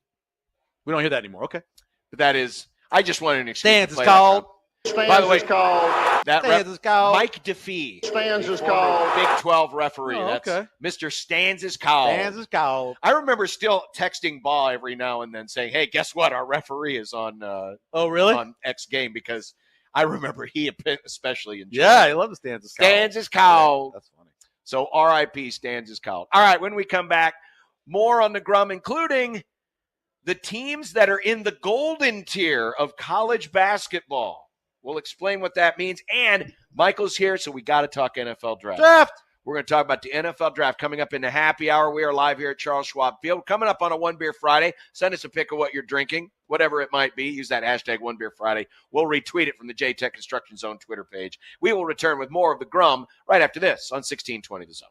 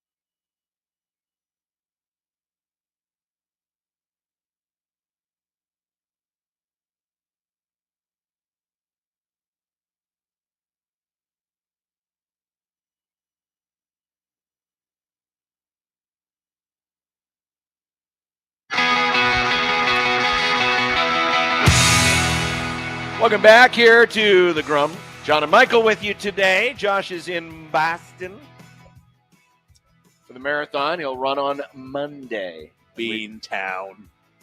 The Joshton Marathon. That was my hashtag today, the Joshton Marathon. Great hashtag. We have a guy covering that, right? He's going to update us? Yes. Peter, one of our good friends of the Grum. He's going to keep track of Josh's bib number. We can all follow along. Well, we can, but I always follow I just like having a correspondent. It's nice. Hey, send it down to Jim Lampley on the field. Tell me what's happening. It's too bad that Josh isn't running during the Grum because it would be funny to call him live while he's running. Well, he's not going to have his phone on him. Yeah, no. He doesn't wear enough clothes to have a phone. You'd be surprised where runners can put phones. Oh, I've watched them. I've seen them, but I don't think when you're running anything like the Boston Marathon, you're bringing your phone. That's a little serious. My girlfriend ran a 30K, and she brought her phone with her. That's an ultra marathon. Okay. All right. You youngs, you gotta detach yourself from those things. I didn't want to be misogynistic just now, but that's good. That's cool. Prime Rib over at Block 16 tonight, too. Is it? All right. Yep. Okay. CBSSports.com did a story today on the crazy rates that are happening right now in terms of college players and signing with their new teams in the new world of NIL. According to one high major assistant, it's insane. Here is one of these stories that they quoted. They were recruiting a mid-major player. This is in this period right now, today. Been recruiting a mid-major player who was not even top 3 on his team in scoring. But this coach liked what he saw, thought the player could transfer up and maybe fight his way into the starting lineup. His school offered the player north of $500,000, which was more than the coaching staff wanted. But bidding wars led to some strange recruiting tributaries. They did not get the player. A competing school swiftly came over the top and signed this kid for $1 million. Another coach, according to the reporter, checked in to verify the story, said the number is, in fact, $1.2 million. The player was so bowled over by the offer, he signed the contract before eventually calling and telling the other school what he had done. Quote, I could hear it in his voice just how shocked he was by the amount of money they were promising him. The inflation rates right now, because the money out there, and remember, you got a lot of teams that are trying to beat the clock, if you will, because the settlement might change how third-party collectives are able to offer players. So they're trying to front-load a lot of deals. So the prices are going up and up and up. But this was just one anecdotal story. More from the report. A year ago, a handful of schools, according to CBSSports.com, were able to easily clear $5 million. That's for the whole roster, $5 million. But now the number has doubled, as has the quantity of programs with 8-figure accounts. Recent tweet from 24/7 Sports' Travis Branham shed light on how much money is being injected into the fortunate upper echelon of college basketball. The tweet, there are at least 8 teams that will have a $10 million plus roster in college basketball next season. The Golden Shower teams. Well, actually, it's the Golden Tier. Oh, Golden Tier. My fault. And according to CBS Sports, based on a variety of sources, here are the schools that have at least $10 million to spend in the portal. They are Arkansas. Oh, yeah. BYU. That's incredible. Duke. Yeah. Indiana. Sure. Congrats, D-Rock. Yep. Kentucky. Yep. Louisville. Michigan. Yeah. North Carolina. St. John's. Texas Tech. I would have gotten 7 out of these 10. Which ones wouldn't you have got? Texas Tech. Yep. BYU. Yep. And probably St. John's. Well, it's all about the money now. I know. I probably wouldn't have guessed that. They got that. But that's what they are estimating right now. The programs with $10 million or more to spend. Good for them. In college sports. They claim there's also another group that is hitting at least $8 million. Schools like Auburn, UConn, Florida, Houston, Kansas, K-State, Miami, Purdue, Tennessee, Texas, UCLA, USC, Villanova, and Virginia. Well, Creighton spent at least 6 this year. That's at least 6. That's the belief, yes. Yeah, at least 6. Yeah. They'd be pretty close to that. Probably. Yeah. Probably pretty close. But isn't it incredible how much it has gone up? And it makes you wonder how much of this is going to be sustainable. Is this just a one-year thing as they try to beat the settlement. My belief is, I mean, once you get to this point, it's hard to go down from there. It would be unless the money's not there. If the money's just not there, right? Because you can't get it to them because of the $600 limit or whatever. Here's the thing. I told you about this: value versus reward. Mm-hmm. Okay, I tell you, you can get a mid-major player who's scoring 9 points a game in 30 minutes of playing. Right? How much would you be willing to pay for that player? Would you be willing to pay how much you think he could be getting once he's at your program and developed? Or are you paying what he is now coming from this mid-major place? When Bryce Williams left Charlotte, he was scoring 9 points a game. Would you say he's worth $2 million in Nebraska? Would you say he's worth $1.5 million to Nebraska?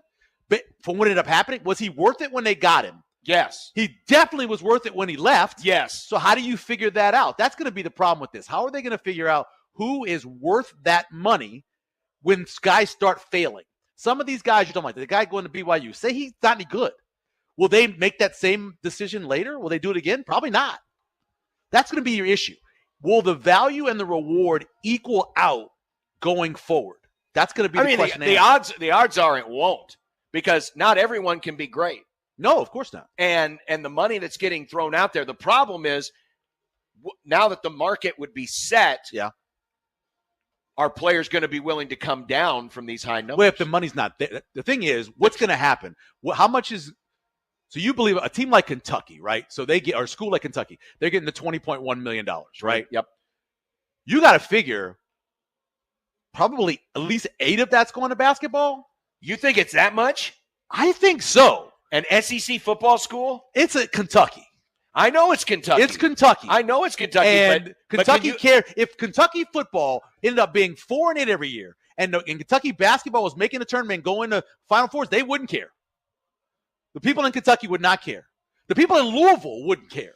Well, but that's a different ballgame because they're not SEC. I know they're not SEC, but those are schools that basketball means everything else. It was great what happened to Indiana last year. Football. Indiana fans would trade all of that to get back to the Final Four. North Carolina, Duke, all of those schools are going to spend at least that much money, right? Well, North Carolina is a different ballgame altogether. Because everything's different because they got Belichick now. But they're going to insist on having that kind of money. They're not going to spend, say Nebraska spends between 13 and 15 on football. Yeah. That's legitimate, right? Yes. North Carolina's not going to do that. Not if basketball's getting shorted. Well, and that then leads to the question is, how much can you game the system with third-party NIL? Exactly, and how much they're going to allow it. And I guarantee you there's going to be teams, there are going to be people that are going to push the envelope. They're going to find workarounds around this $600 thing. That's going to be the critical difference. But, man, I can't imagine that. I know it's Kentucky. What's your better chance of making money? North Carolina football being good or North Carolina's basketball being good? Because you know how much money you make going to the tournament and advancing in the tournament and winning the tournament. You know how much money you make for that. But what's going to make North Carolina more valuable to a new conference? Their basketball product or their football product? Well, I think they're among about 4 or 5 different schools, Kansas being one of them, that they value. They can lean on basketball. They can lean on their basketball. Yes, because it's a blue blood. All right, so let's take a look like BYU, for example. Which is not a blue blood, and that is just not weird. a blue blood. Or Arkansas. Arkansas is a basketball blue blood. I think they are. No. They think they – let me say this better. They think they are. They believe they are. They believe their basketball program is a blue blood because of what happened in the mid-'90s. They believe that. Trust me. They won one title. They believe they are. They believe that they are basketball blue blood. I listen to a podcast once or twice a week with an Arkansas guy, and I'm telling you, they believe that. There are basketballs. Here's what they are. Here's funny. Now they're a basketball, then they're a baseball school. Well, I could understand them feeling that they are a baseball basketball school, and a but baseball they've been actually school. good at baseball recently. And they feel they should be great at basketball. But the thing that's going to keep Arkansas a part of the in club isn't going to be baseball or basketball. It's going to be football. They're probably not going to compete at the level of the top schools in the SEC in football. They've got a better chance of doing it in basketball and baseball. Does it surprise you to see Michigan in this tier? No, not at all, because they're going to spend all the money they can to be good at everything. That's Michigan. They want to be good at everything. So that doesn't surprise me. But for the $20.5 million, sure, they're gonna have to be one of those teams that invest at least 14, 15. I was going to say football. they're 15 in it, and they're going to figure out a way around it. But they believe they can be great at both of them. I'm surprised Ohio State's not on there. That's another school that believes that they can be great at both things. They do, but they're so good, or have been so good at football, and right now they're so bent on trying to get ahead and stay ahead of Michigan. Yeah, it's going to be interesting to see what people can do in terms of getting around that $600. And it's all again. There's going to be a list. Here is what offensive guard is. Here's his value. Yeah. At this level, playing here, here's his value. If you can judge that across the board, if the value is the same at Nebraska that is at UCLA, or the value is the same as Nebraska and, say, Rutgers, right? Because it's obviously much smaller. If you can prove the value is the same, then that clearinghouse would have to let it go. They would have to. See, you got to prove that. I still can't. Value is what someone places on you. It's what someone is willing to pay. It's gonna be like a car, though. It's gonna be like a car. Somebody's willing to pay a lot of money on a vintage car, right? But the value of this car in 2025 versus this car in 2025 is equal. That value is not changing. That's the same.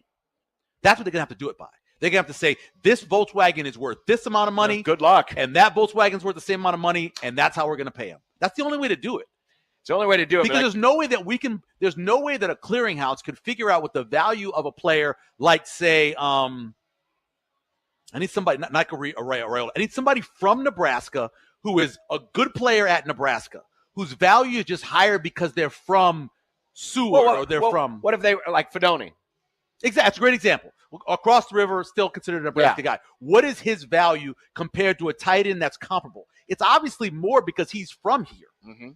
But how are they going to be able to do that? I have no idea. The only way to do it is to go, this guy caught 35 passes. This guy caught 35 passes. This guy played this role. This guy played this role. That's the value. But how does that account for when I come to you and I say I'm going to want to give him $10,000 to invest my car? But also there are those people who are famous because maybe it's their personality, their social media platform, or their social media platform. Sure. Thus, maybe they don't accumulate the stats. Maybe they're not like a star player, but because they have become such a famous person because of maybe where it is they came from or just their overall personality. They just became a fan favorite. Sierra Wright could be a guy like that. How do you value that person versus someone of an equivalent at an equivalent position who maybe has better numbers? And that's what I'm saying. That's going to be the hardest part to this, on how you judge value. And I think the only way you can do it and be fair is to judge based off of what you're doing,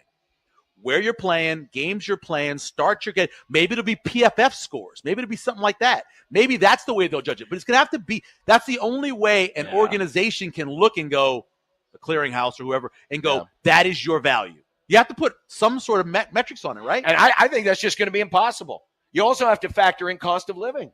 No, definitely. That's why I said it, Nebraska versus Rutgers. Yeah, you gotta factor that in. Or California versus. That's what I was trying to put for those. Yeah. Well, in a sport where they have always been paying players, the NFL, the draft is next week. They've always been playing basketball players. My sister legally, my sister was dating a dude who got a bag, got $100,000 in a bag, legally, $100,000. And you know what ended up happening? Tulane got 2 years of the death penalty because of it. Because they left a bag at his door. They've always been paying him. Now it's legal, right? Yeah, sure. When we come back, we'll talk about the NFL draft. Michael Severe is here. We are back with the happy hour coming up. It's a One Beer Friday on 1620 The Zone.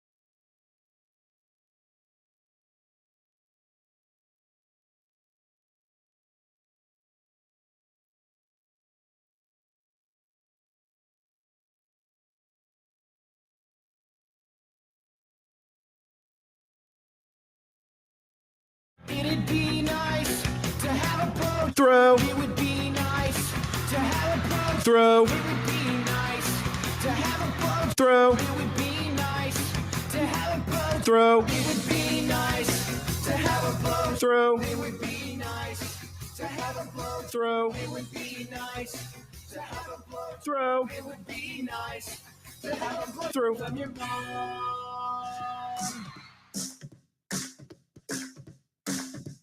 I drank beer with my friends. Sometimes I had too many beers. I liked beer. I still like beer. Had beers, have some beers. One beer, drink beer, drinks beer, drank beer, and drinking beer. Upstairs, downstairs, where was it? I don't know, but I had one beer.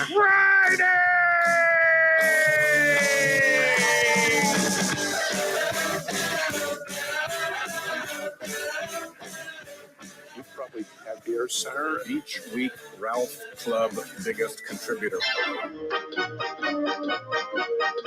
Beer. I like beer. I don't know if you like beer center or not. What do you like to drink? Next week. I had one beer. Friday. Yeehaw! Hanging out and having some beers with friends, which I gladly do and which I fully embrace. Well, you think it was... Nope, there was one beer. Friday.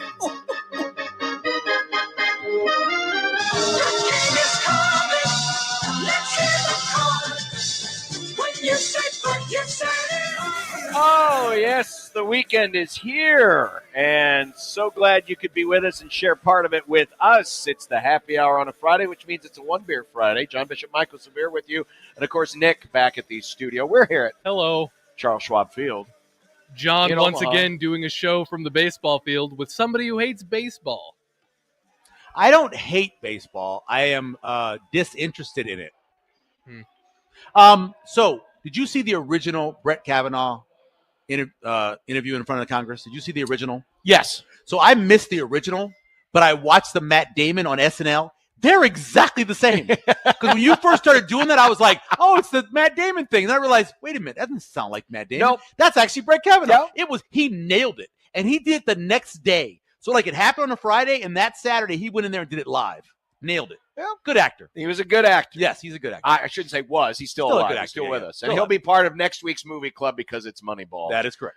Next week here on the Grum. But we're glad that you can hang out with us here today. The Jays and Johnny's just getting underway in the regularly scheduled Friday game. Creighton finished up the first game with a 12-8 victory. The first loss for St. John's this year in the Big East. It's so weird. Big win for Creighton. They needed it, and they need this one too. It's just so weird. Watching baseball, there's so many seats, and there's so few people. It's just weird. It's just really weird. Well, I mean, it's a Friday afternoon. People are just getting off of work. I know, but a lot of these Big East schools, there's little tiny parks. Yes. Like Georgetown. Right? Very little tiny park. Yeah. Yes. And which made a lot of sense. Sure. And then if you wanted to play a big matchup, you could go to a park near it, right? Like, that could happen here, right? Couldn't there be like a little park from the play-in? Well, and then come over here? You know, it's funny you mentioned that. I did mention it. It's funny you mentioned that, Michael, because they are building a new baseball facility for practice. Yes. Over here on campus. They should play games there. Well, you know what? That could be a question for our guest next Wednesday. Marcus Blossom, Creighton Athletic Director, will join me on the Grum next Wednesday. Nice. And because there's been a lot going on. First question, why are you running off all the coaches? Marcus, I'm playing, bro. I'm just joking. Just playing, bro. Just joking. Got a good relationship. Let's keep it. You're going to get me in trouble. I'm just saying. It's like, it's so fun. Like the moment I can't even explain it to you, John. You can explain it off the air. Let's wait until off the air, shall we? Because you're here. The draft is 6 days away. The draft is 6 days away up in Green Bay, Wisconsin. Yes. And when you look at this draft, yeah. Let's just say, for argument's sake, you're picking first overall. Yes. Don't tell me about your needs or anything else. Just first overall. You haven't told me what team I am, though. I just want you as the best player in the draft. Abdul Carter. I think he's the best player in the draft. So you would pick Abdul Carter. Yeah. It was just like blank slate. We're picking the best player. But you know the problem with that is that a quarterback is valued above all others. And if there's a quarterback who I feel is good enough, I would take Cam. I take Cam Ward. But the best player in the draft, in my opinion, the best players in the draft are defensive guys. Yes. For a long way, until you really get, and then some offensive linemen before you really get to some of the skill players who I'm not as enamored with this year. It is an interesting draft because you're not particularly deep at wide receiver, at least again, we're talking really first round guys. The top of the board. The top of the board like the last 4 or 5 years. Yeah. It's completely different than what it has been. Naturally, well, let's start with quarterback because quarterback is the position that gets all the attention. Sure. This is a draft this year that we have been going on a pattern in the odd years, 21, 23, now 25, where we could get guys that are being reached on because we got to have a quarterback. This is 2011, John. It's 2011. Matter of fact, the number 1 overall pick in 2011 was Cam Newton. Yep. After that, Blaine Gabbert. Yep. Who had a bad elbow. Got to the ball. Jake Locker, who didn't like football. Nope. And we saw what happened against Nebraska's defenses, right? Struggled. And then the third one was, who am I forgetting? Christian Ponder. Yeah. 3 guys, and he is the one that had the bad elbow, by the way. Guys, you're like, what are you doing? Why are you reaching for these guys? Now, later in the draft, and Andy Dalton came along, so maybe that kind of saved it a little bit. I think Colin Kaepernick was in that one too. But when you look at that, this is a great example. Cam Ward, who I do believe, if you look at what he did at Incarnate Word as an option quarterback, what he did when he let him throw at Washington State as a guy who had a whole lot of turnover-worthy plays, to what he became last year, to where he eliminated a lot of that and started making better decisions, I think he's worthy of being a top quarterback. I really do. He's not being a number 1 pick? I do, but if you need a quarterback, if you need one, what Tennessee does, then yes, he's worthy of it. Now, if the number 1 overall pick was, say, the Raiders, for example, yes, quarterback would make a lot of sense before you made the trade, right? Mm-hmm. If your number 1 pick is Cleveland, yes, you take Cam Ward. But if it was, say, someone with a quarterback who was, say, what about New 20s, England? Definitely not. You take Travis Hunter or you take Abdul Carter because they need a second cornerback and need some help at wide receiver too. It's just one of those things where Shador is not a first-round pick. Okay? And that then becomes a question because we've seen it in the past where you've got teams that have reached and it's man, run on quarterbacks. We got to get these are the best quarterbacks, and we need a quarterback. And Jackson Dart's not number 1 quarterback, and they end up taking them anyway. Right. The possibility. What do you see as a possibility of Shador and Jackson Dart both being in the first round? So I think all 3 will go in the first round. I've been saying for weeks now. I thought that I got it at plus 700. I tweeted it out. I said I'm doing this plus 700. That Shador would fall to the Steelers. That I said it back then, and now a lot of people are kind of putting it there. But if you just looked at who needed quarterbacks, once you get past the Giants, there's a question mark. Who else is going to reach for a quarterback? The Saints are somebody that's kind of come in because of the injury stuff to Carr. And so I still don't believe he's going to go there. But I think Jackson Dart, somebody reaches for him, probably jumps back into the first round, trades back in to get him, unless for some reason the Saints at 9, which I think would be moronic, decide to take him because they feel that he's a better upgrade at that quarterback position than what they have with him or Spencer Rattler. Would you be surprised, given the news with Carr, that the Saints trade down? Well, if you want to trade out of 9, if you want one of these quarterbacks, I would definitely trade back. I would trade. The problem with this trading, all this conversation is the people. I've just got to be a two-way process. The problem with the draft here is it's so deep in the, say, 3rd through the 6th round compared to what it is 1st, 2nd, 3rd, that people are just going to sit where they are. I don't think people are going to trade up. They're going to sit like a guy like Ted McMillan, right, who's considered to be the number 1 wide receiver in this draft. He's not the 5th best wide receiver last year, in my opinion. Now, he could grow into being a guy like T. Higgins, big guy, doesn't necessarily explosive, but he's so big and he runs good routes that he can make a good career out of for himself. But he's not with the guy. He's not Malik Neighbors last year. He's not. So, do you just sit wherever you are and wait for Tet to fall in your lap? Do you just sit and wait for Ashton Jeanty to fall in your lap? I think so. I don't think people are going to move up. I think people are going to stay where they are and take the best player available. Because this has been the first draft since the common draft era in 1967 where no one's traded out. Everybody's got their original draft pick in the first round, and that has never happened before. Are you saying that's going to continue to be that way, or do you expect someone to move? Because I expect at least somebody to move. I think the 2 players that there's a good chance that people move up for because they're moving back, and it's not the big name. It's Jeanty. The other one is Colston Loveland, who I think is the best tight end in the draft. I have him over. You think Tyler he's better? Warren. I do. I believe because of the. So one of the things that bothers me about Warren is the length of his arms. He got short arms. T-Rex over here. He got short arms, and I think that's going to hurt him when they ask him to block and do some things in that interior spot if he's playing there. I think Loveland can do both. I think Loveland can be a very good inline blocker when he has to. I think he is a better route runner than Tyler Warren is. If you give somebody 148 targets or whatever they gave him, you're going to catch a ton of balls. I like the idea of getting Loveland in the open field and what he does afterwards better than I do Tyler Warren. By the way, Tyler Warren's arm measurement was 31 3/4. Colston Loveland was 32 3/4. Yeah, I just don't think, and actually that's updated for the pro day. At the combine, they had him at 30. So I don't know if did you hear about this whole this thing that's been happening? So he grew by an inch and 3/4. Have you heard about this? The guy who was measuring at the combine, both arm length and hands, was measuring short for some reason.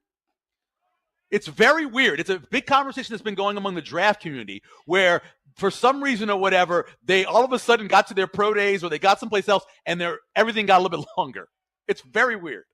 Well, now Warren did not do a pro day, or at least they don't have him with a measurement there. Yeah. The measurement that they got for him was the 31. The 31. I swore he was. At the combine. I swore he was shorter than that the first time he was measured. Maybe it wasn't the Senior Bowl because he wasn't there. But I thought originally they had a smaller measurement in him, and then it got bigger. Okay. I still don't think that he does a very good job when he has the block. Even when he's outside, when you're running plays outside, he's the guy. I don't think he does a very good job at that. I also don't think that he is overall as explosive as Loveland is in the open field. I know he's a bigger guy, but I take him over Tyler Warren, and I'm a Penn State guy. I've watched every game that Tyler Warren's played. I watched him play at center. I watched him play at left tackle. They played him everywhere. But I would take Loveland over him. But those two players, I think if Loveland's dropping, I can see maybe the Colts or the Chargers coming up to get him. And I think if Genty falls past the Bears, which I don't think he would, then somebody would, of course, jump and get him. Because I think he either goes to the Raiders or he goes to the Bears. What do you think about because right now there's the debate over a guy, and I know what you just said about Tyler Warren. You can throw Colston Loveland into this conversation as well, and Genty. These are positions that typically don't get spent on very high draft picks. Yeah. Used to be running back. You'd see running backs go in the first 3, 4, 5 picks. Brock Bowers helped tight ends last year. Because there are a lot of people passed on Brock Bowers, and they probably shouldn't have passed on him. The first-round tight end since the year 2000. Yeah, I love this list. Bowers went 13. Yep. Kincaid went 25th. But Bowers should have gone to the Jets. The Jets should have taken him. The last 3 top 10 picks for a tight end were Kyle Pitts in 21, T.J. Hawkinson in 19, and Eric Ebron in 2014. And as we know, and they're always serviceable. Serviceable. It's not. I know a Falcons fan is not very happy with. When Kyle we were Pitts. growing up, it was worse. Yes. If you took a tight end in the area of that 6th spot, we saw that Kyle Brady and those guys. It almost always was a disaster. Even the former Nebraska guy, oh my God, what's his name? He actually tried out for the Saints when I was covering them.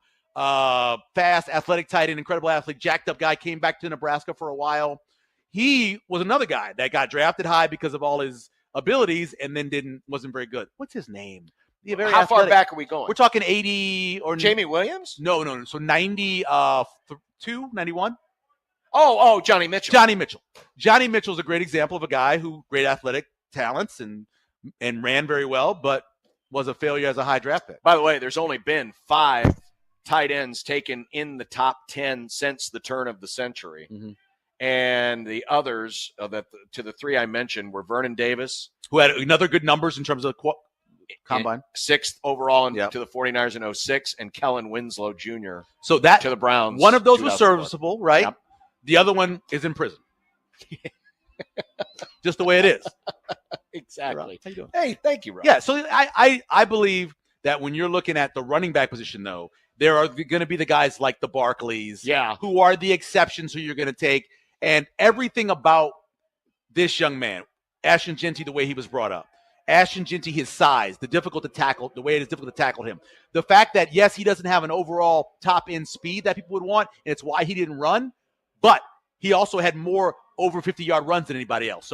So even though he may not have it, no one caught him. So for all those reasons, I still think that if something crazy happens early in the draft, it's because of him. I have Genty. I was going back and forth with Genty. I have him dropping all the way to the Bears. But I wouldn't be surprised if he goes with the Raiders. And they're at 10. I would be surprised if he goes to the Raiders. Say Jacksonville is sitting there, right? And here are your choices. At 5. You take Mason Graham, who everybody says is going to be a good player. Yeah. But Mason Graham athletically is not a top player. He's just not. He looks bad. He's got a bad-looking body, but man, does he produce on tape. Is he going to be a great player? Everybody says he will be, but the Jags need to hit this. They got to hit this at 5. Say they go, you know how we certainly could hit it? By taking Genty. It could happen. You think they would take Genty? I think if it comes down to a debate over if Mason Graham is actually the guy that they should take at 5, a guy who doesn't necessarily work out because he knows he's not going to put up good numbers, who's got a bad-looking body, who just doesn't look like a great athlete, or taking the best-looking athlete in the draft? Or Shamir Stewart is probably the best-looking, second best-looking athlete in the draft? What if I pitched you, if they were going to go with a running back that high, what about Colston?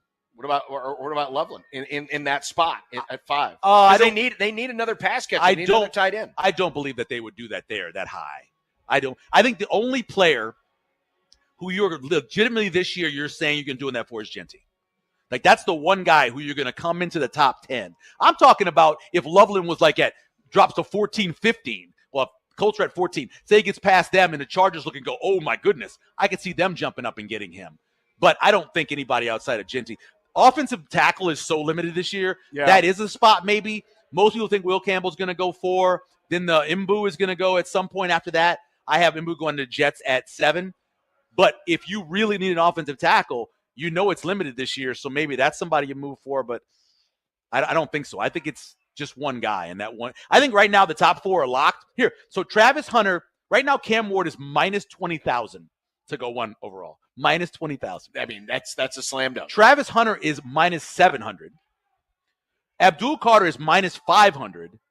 And Campbell's minus 240. So that to go first. To go in that spot. To go 4th. Oh, to go that spot. Oh, I see. To go that spot. Okay. For Cam Ward to go in that spot, it's minus 220,000. So the odds are, I mean, telling you right now, those 4 seem to be locked in. That is definitely those top 3. The one that could change is Campbell's got this debate a lot of people have is he really a tackle or is he a guard? By the way, somebody's arms who got longer coming back from, I believe, the Senior Bowl or the Combine to his pro day. If they don't believe so, Mbu is a guy that's got all the physical characteristics, so he could fit there. I think that if Will Campbell doesn't go there, it's still going to be an offensive lineman. But after that, then things could certainly change. Mason Graham is minus 145 to go in that spot, which isn't huge. Minus 145. The Raiders are plus 110 to take a running back, which would probably be Genty. Yep. Or they're plus 270 to take an offensive lineman. I think they take Tech because they need to get a wide receiver to go with their quarterback that they have. Is this as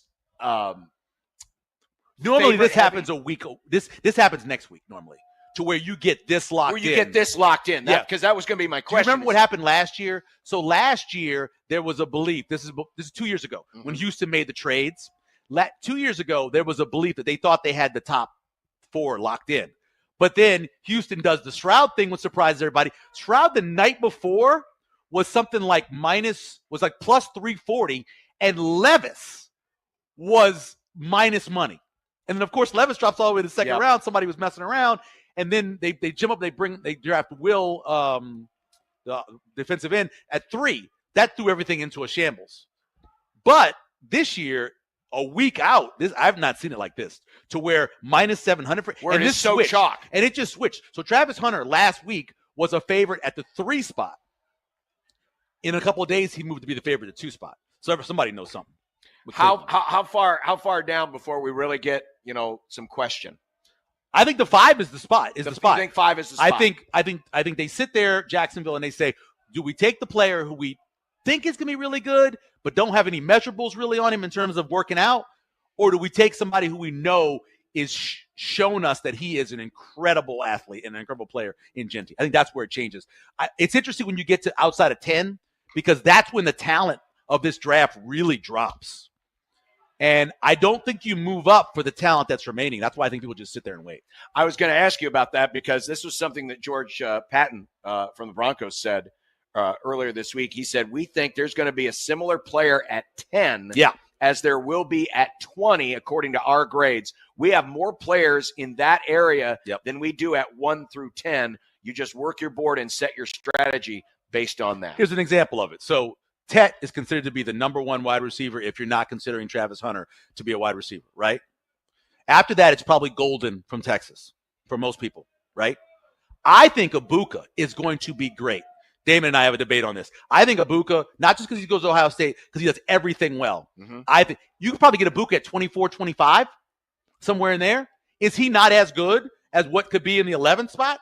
That's what he's talking about. I completely agree. So the things I know, I think Colston Loveland's better than Tyler Warren. I think he'll be better over the course of his career. Shador, I mentioned him. I had him at plus 700 to drop all the way to the Steelers at 21. I think Jackson Dart does go in the first round. So if you can get over 2.5 quarterbacks taken in the first round, I would bet that. I think the Eagles take another Georgia player. Malachi Starks, the safety out of Georgia, at 32. By the way, you can get plus 500 for the Eagles to take a safety in the first round. You get plus 500 for that. I think he follows them and they take him. Or they move up to get him and you'd still win your bet.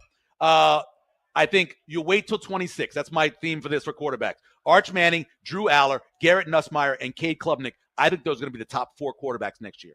And there's always a surprise guy, so there's probably somebody else who gets in there. I would wait on those guys overtaking either Jackson Dart or taking Shador from me. And the last one I had was 2011 all over again. Cam goes 1, Jake Locker, Christian Ponder, Blaine Gabbert. None of those guys were good. And you think that's going to be what happens this time around? I think the same thing's going to happen. I think that Cam Ward's going to be the one, and everybody else is just. I think Tyler Shuck could be your Andy Dalton. I know he's 7 years and he's had all these injuries and everything, but the way that guy throws the football, I think on a pro field, making those throws, I think he's going to be very good. Question I had for you, the kid from Florida State, Thomas, the cornerback. Yeah. How is it Zaria? Is that how you say his name? What do you think about him as a second-round pick? Because I'm looking at my team right now. I'm looking at the Rams and need cornerback. Remember how there's a dearth at cornerback too, in terms of who everybody likes, right? Yeah, because it's Travis Hunter and then so a lot of people thought coming into the season the Michigan quarterback would maybe be one of the top players drafted. Will Johnson. Well, Will Johnson didn't necessarily want to run. Nobody thinks he has a top end speed. We've seen this before where cornerbacks have dropped because of their speed. And I always tell people, watch the tape with cornerbacks. If they can play, don't worry about that. But people don't look at it that way. So Will Johnson could be like in the 20s. I think at one point we thought he'd be like 1, 2, or 3. Then he could be like 10, 11, 12. Now he could be in the 20s. So that's going to push all the other guys back. So I think, yes, you'll have an opportunity to get one of the top 4 corners in the set. What time would they pick the Rams pick? 26. Oh, yeah. Yeah. He'll definitely. Yeah. I don't think he goes the first round, though. Yeah. Thomas doesn't. I mean, you could. No. Hell, the only reason I mention that is he's got 10 1/4 inch hands. Okay. He's got the biggest hands of anybody at cornerback, which I think can be an advantage. My number one thing that I look at, it doesn't always work out this way, but it's arm length. If you're playing corner and you're going to be in, he's got the longest arms, and you can get your arms on somebody and you can handle it like that. That's such a huge advantage. So one of the things that I remember Prince Mukamara, when he came in, he was kind of marginal, but they were a little bit longer than maybe some of the other guys were. And it fit out for him, right? He was a big physical corner for most of his career. But that's the one I look at the most. But it doesn't always work because the kid that the Chiefs took a couple of years ago, I remember thinking to myself, oh, that's some short arms. He's become a really good nickel. So maybe you can move inside and you become a nickel and it doesn't matter what you're doing. But, yeah, the cornerback spot is – so the cornerback spot, the wide receiver spot, the offensive tackle spot, those are 3 spots that you'll be able to get good players later because I think people are going to let them fall because it's not the top names that you've had in the years past. And linebacker looks really weak this year. It does. Now, we're not talking about outside linebackers. There's some good outside linebackers because truly, when you look at a guy like Abdul Carter, he's listed as a DN, but he's more like an outside linebacker. Yeah. You look at the kid from Marshall, Mike Green, again, another guy like that who is built more like that. Shamir Stewart out of A&M, built more like that. Those are kind of guys that you could consider in the system to be more of an outside linebacker. We're talking more inside linebackers. You're right. You're dead on right. Yeah, that's not a. But you know what's funny? It's not that they're not valued. who's going out there and spending a ton of money on inside linebackers in a free agency? You're not normally doing that. No. Unless it's a guy who is averaging 140 tackles. And isn't that crazy how Yeah. that has changed? Because the middle linebacker Was the leader position of the used defense. to be the sexy position on defense. Well, it was the absolute leader of the defense. And the of leader, defense. yes. Yeah, and they made all the calls. And a guy like Willie Lanier was the ultimate player with the Kansas City Chiefs. I think overall, when you start looking at the way this draft will be, I think you're going to get a lot of really good players. I just don't think you have a lot of great players. And we're spoiled because the last 2 years, you've had these players where you look at them and you go, "Oh my God, this guy right here! You got 6 quarterbacks. You've got 5 wide receivers. Don't worry about running backs. You've got this many offensive tackles. This year, you just don't have all those guys." Yeah. I know you talked last week when you were on with Josh about where the Nebraska guys would go. I'm curious, as far as Ty Robinson, what kind of a team could he end up landing? Well, I narrowed it down for each one of them. I think Ty Robinson goes between the 91st and the 100th pick based off where he's ranking. I think he's the 12th defensive tackle. I have him going in the 3rd round, pick 100 to the San Francisco 49ers. Okay. I think he would fit very well. I think he's got the kind of motor they love. They love that motor. I have Fedoni going in the 5th round, pick 171 to the Patriots. It's their 2nd pick in that round. So I think a lot of times when you have a 2nd pick after the 4th round, you start taking little reaches, and I think that's where Thomas Fedoni goes. I got Nayar going in the 6th round, pick 207. That's the Jets pick at that spot. I think Tommy Hill's probably going to draft a free agent, but if anybody would take him, I think the Raiders, who have a bunch of picks, extra picks, the Raiders take him in that 7th round late, pick 213. And then Hutmacher, if he goes anywhere, I think a local team like the Chiefs who know about him might take him. So I put him with the Chiefs, pick 257. Not that anyone's doing odds draft. on this, at least not that I know of, but would you set it at Nebraska players drafted 2.5? No, I think you go 3. You'd go 3? I think I go 3 for sure. The question is, do you get a 4th?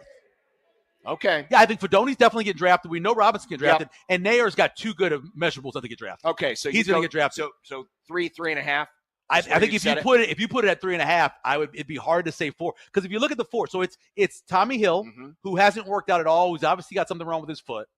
And then it's Hutmacher, who's probably the next guy. I thought Ben Scott had a good shot. It's a bad center draft. So maybe that helps him. Maybe a bad center draft. Maybe he sneaks in there at the end because they're searching for centers. And then other than that, I don't think a guy like MJ Sherman would go. I don't think Buscemi's like the 10th rated punter, but I don't think we'll have that many punters. There's really nobody else. But I would say that 3.5, and I might lead to the under. But I have it here. I have it listed for them to get a 4th guy. All right. There you go. Well, we'll talk more about the draft next week here on the Grum. But when we come back, we've got some content for you. They are through 2 innings here in Game 2, or the original Friday game. No score. 0. St. John's and Creighton. We'll be back live at the ballpark with Michael Severe next, 1620 The Zone.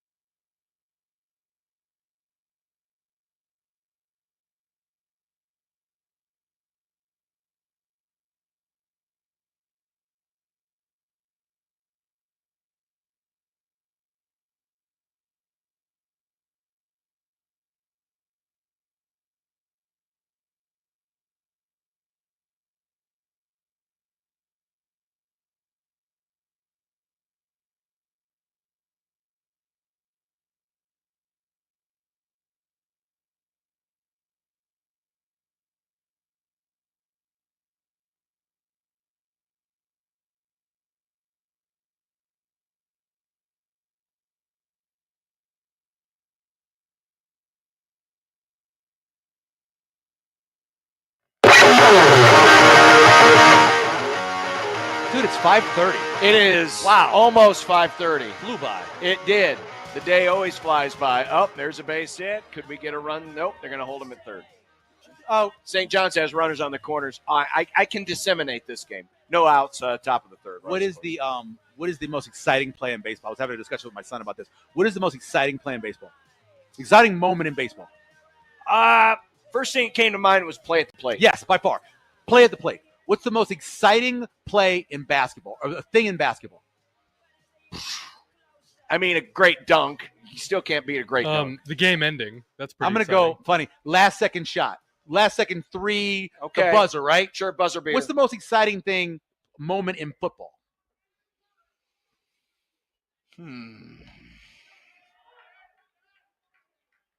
Hail Mary?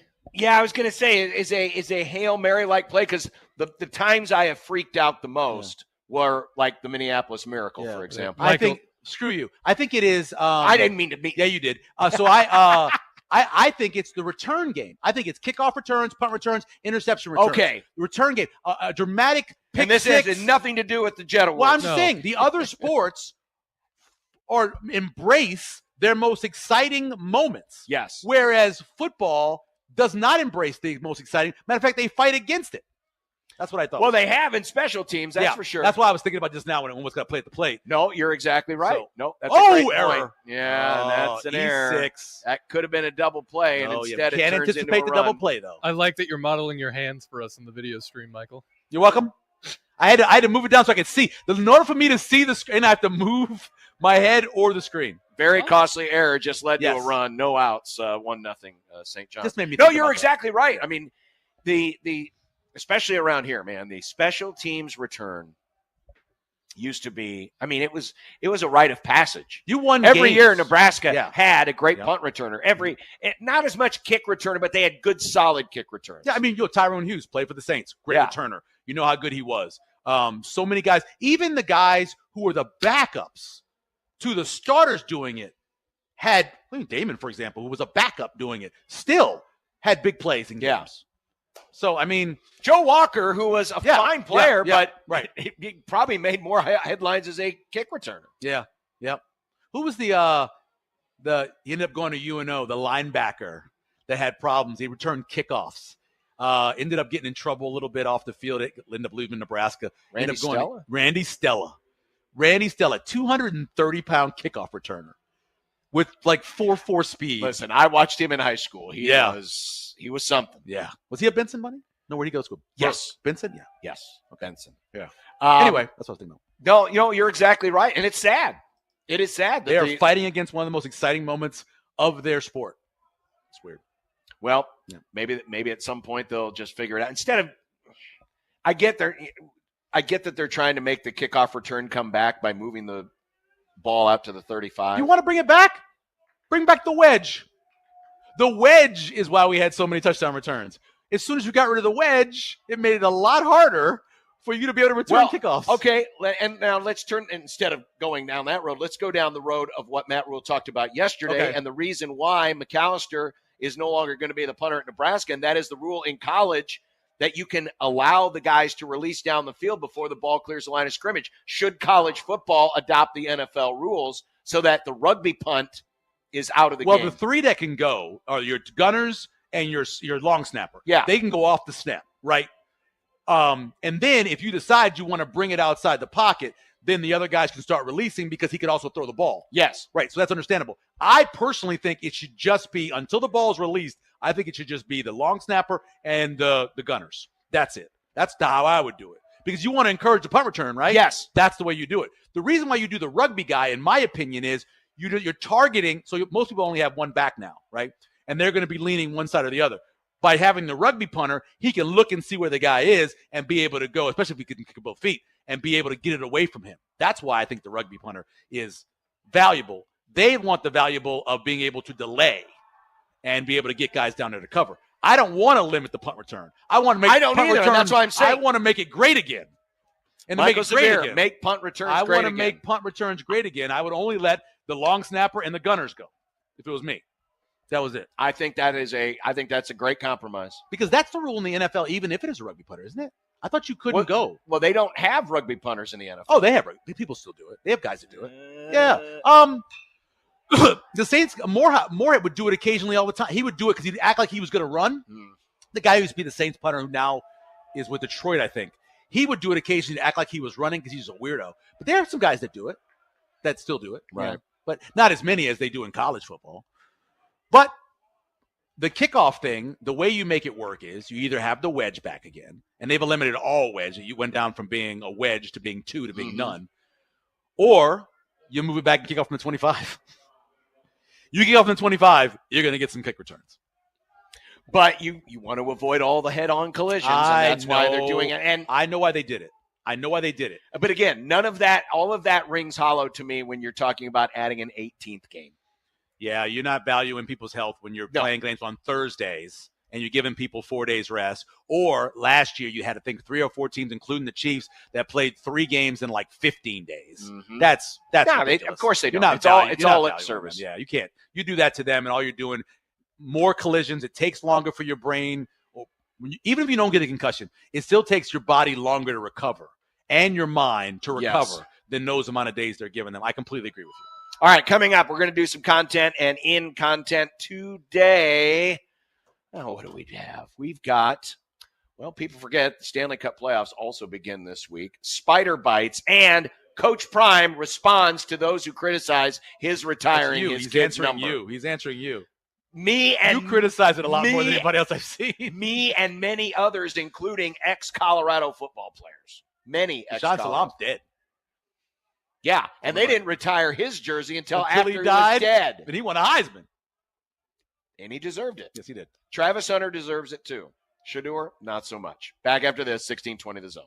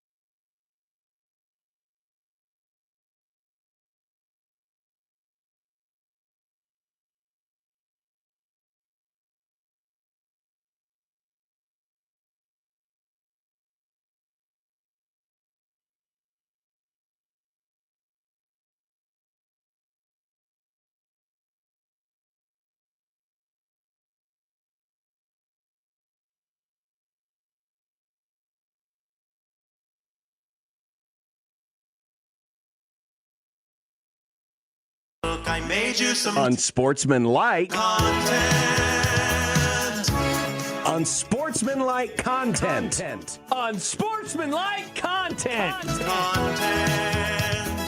Content that's unsportsmanlike. 2-0 St. John's as they head to the bottom of the third. I'll be joining Connor Happer in about a half an hour. The kids of Queens are up 2-0. And no, coach is not wearing an all-white suit. No, he's not. Nick, do you know who the name of the manager is for Coach Hampton? Mike Hampton. Is that his name? Yeah. Yeah, I think less than 1% of people in America know that guy's name. Oh, I think it's less than that. Less than that, you think? Yes. Okay. 1% of 1% of 1%? You got to remember, there's 0.001. There's like 350 million people in the world. I meant in the country. Or in the country. Right. Yeah. You're probably right. Nick, yes. No more math. Good. Thank you. It hurts my head. I didn't get into radio to do math. Ditto. You got to keep the clock, don't you? Computer does it for me, Michael. Oh, okay. Never mind. Sorry. Yeah, that's what the clock forgot is about for. that. Deion Sanders has responded to the critics, John Bishop, of his program's decision to retire Shedeur Sanders' number this weekend. Just him. We're talking about Shedeur. We ain't talking about nobody else, Prime said. If his last name wasn't Sanders, we wouldn't have this discussion. Yeah. Duh. Yeah, exactly. Which is why, again, it is a joke that this is happening. The guy whose number should be retired, who wore number 2, is Deion Figures. Deion Figures. Talk about a great return, man. Was one of the best defensive backs to ever play for Colorado. Yeah. Was a Big 8 Defensive Player of the Year. He was one of the few players in early Big 8 football, or I should say late Big 8 football, where they would throw away from him because he was so good. Yet his number is not retired. No, but we got to make sure Shedeur is taken care of. Shedeur is 5th in all-time passing numbers at Colorado. Yeah. Only playing there 2 years. Mm-hmm. He's got 64. He has the record for touchdowns. Mm-hmm.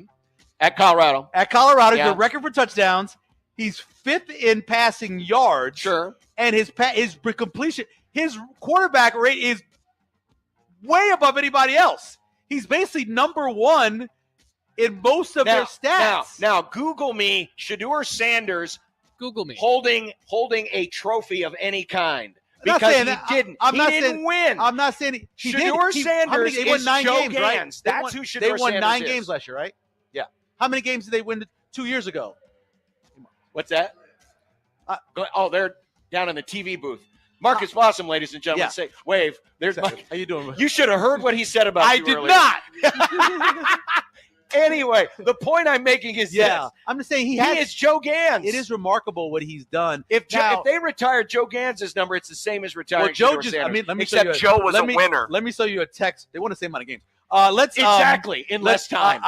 Let me show you a text from Joe. Joe believes that he should be retired, by the way. Joe believes that his number should be retired. We just had a conversation about this on text, and he called himself the greatest passing quarterback in the history of Nebraska. And I said, I think they've already honored Zach Taylor. Yeah, we just had it. He goes, how about honoring the best passing quarterback in school history? And I'm like, they already honored Zach Taylor. That is incredible. Yeah. So, no, I understand what you're saying, but from where they were last year, and I'm saying he should be retired, where they were last year to where they were this year, with him being their leader and having to play behind that offensive line, he needs to get some sort of trophy because that offensive line was horrific. Next question. Okay. Bill Belichick has his quarterback, Gio Lopez of South Alabama. As written by ESPN, Lopez will join North Carolina on a 2-year, $4 million contract with 3 seasons of remaining eligibility. Wait, no, sorry. That's $2 million per season. Yeah. They could have gotten Nico at that price. No, this kid actually I like better than Nico. I watched a lot of USA football because it's a good team to bet on last year. And he is. I'm not joking. This kid's got a lot of ability. Nico's got so many holes in his game. I wouldn't have paid Nico $1 million personally, but I like this kid. He's talented.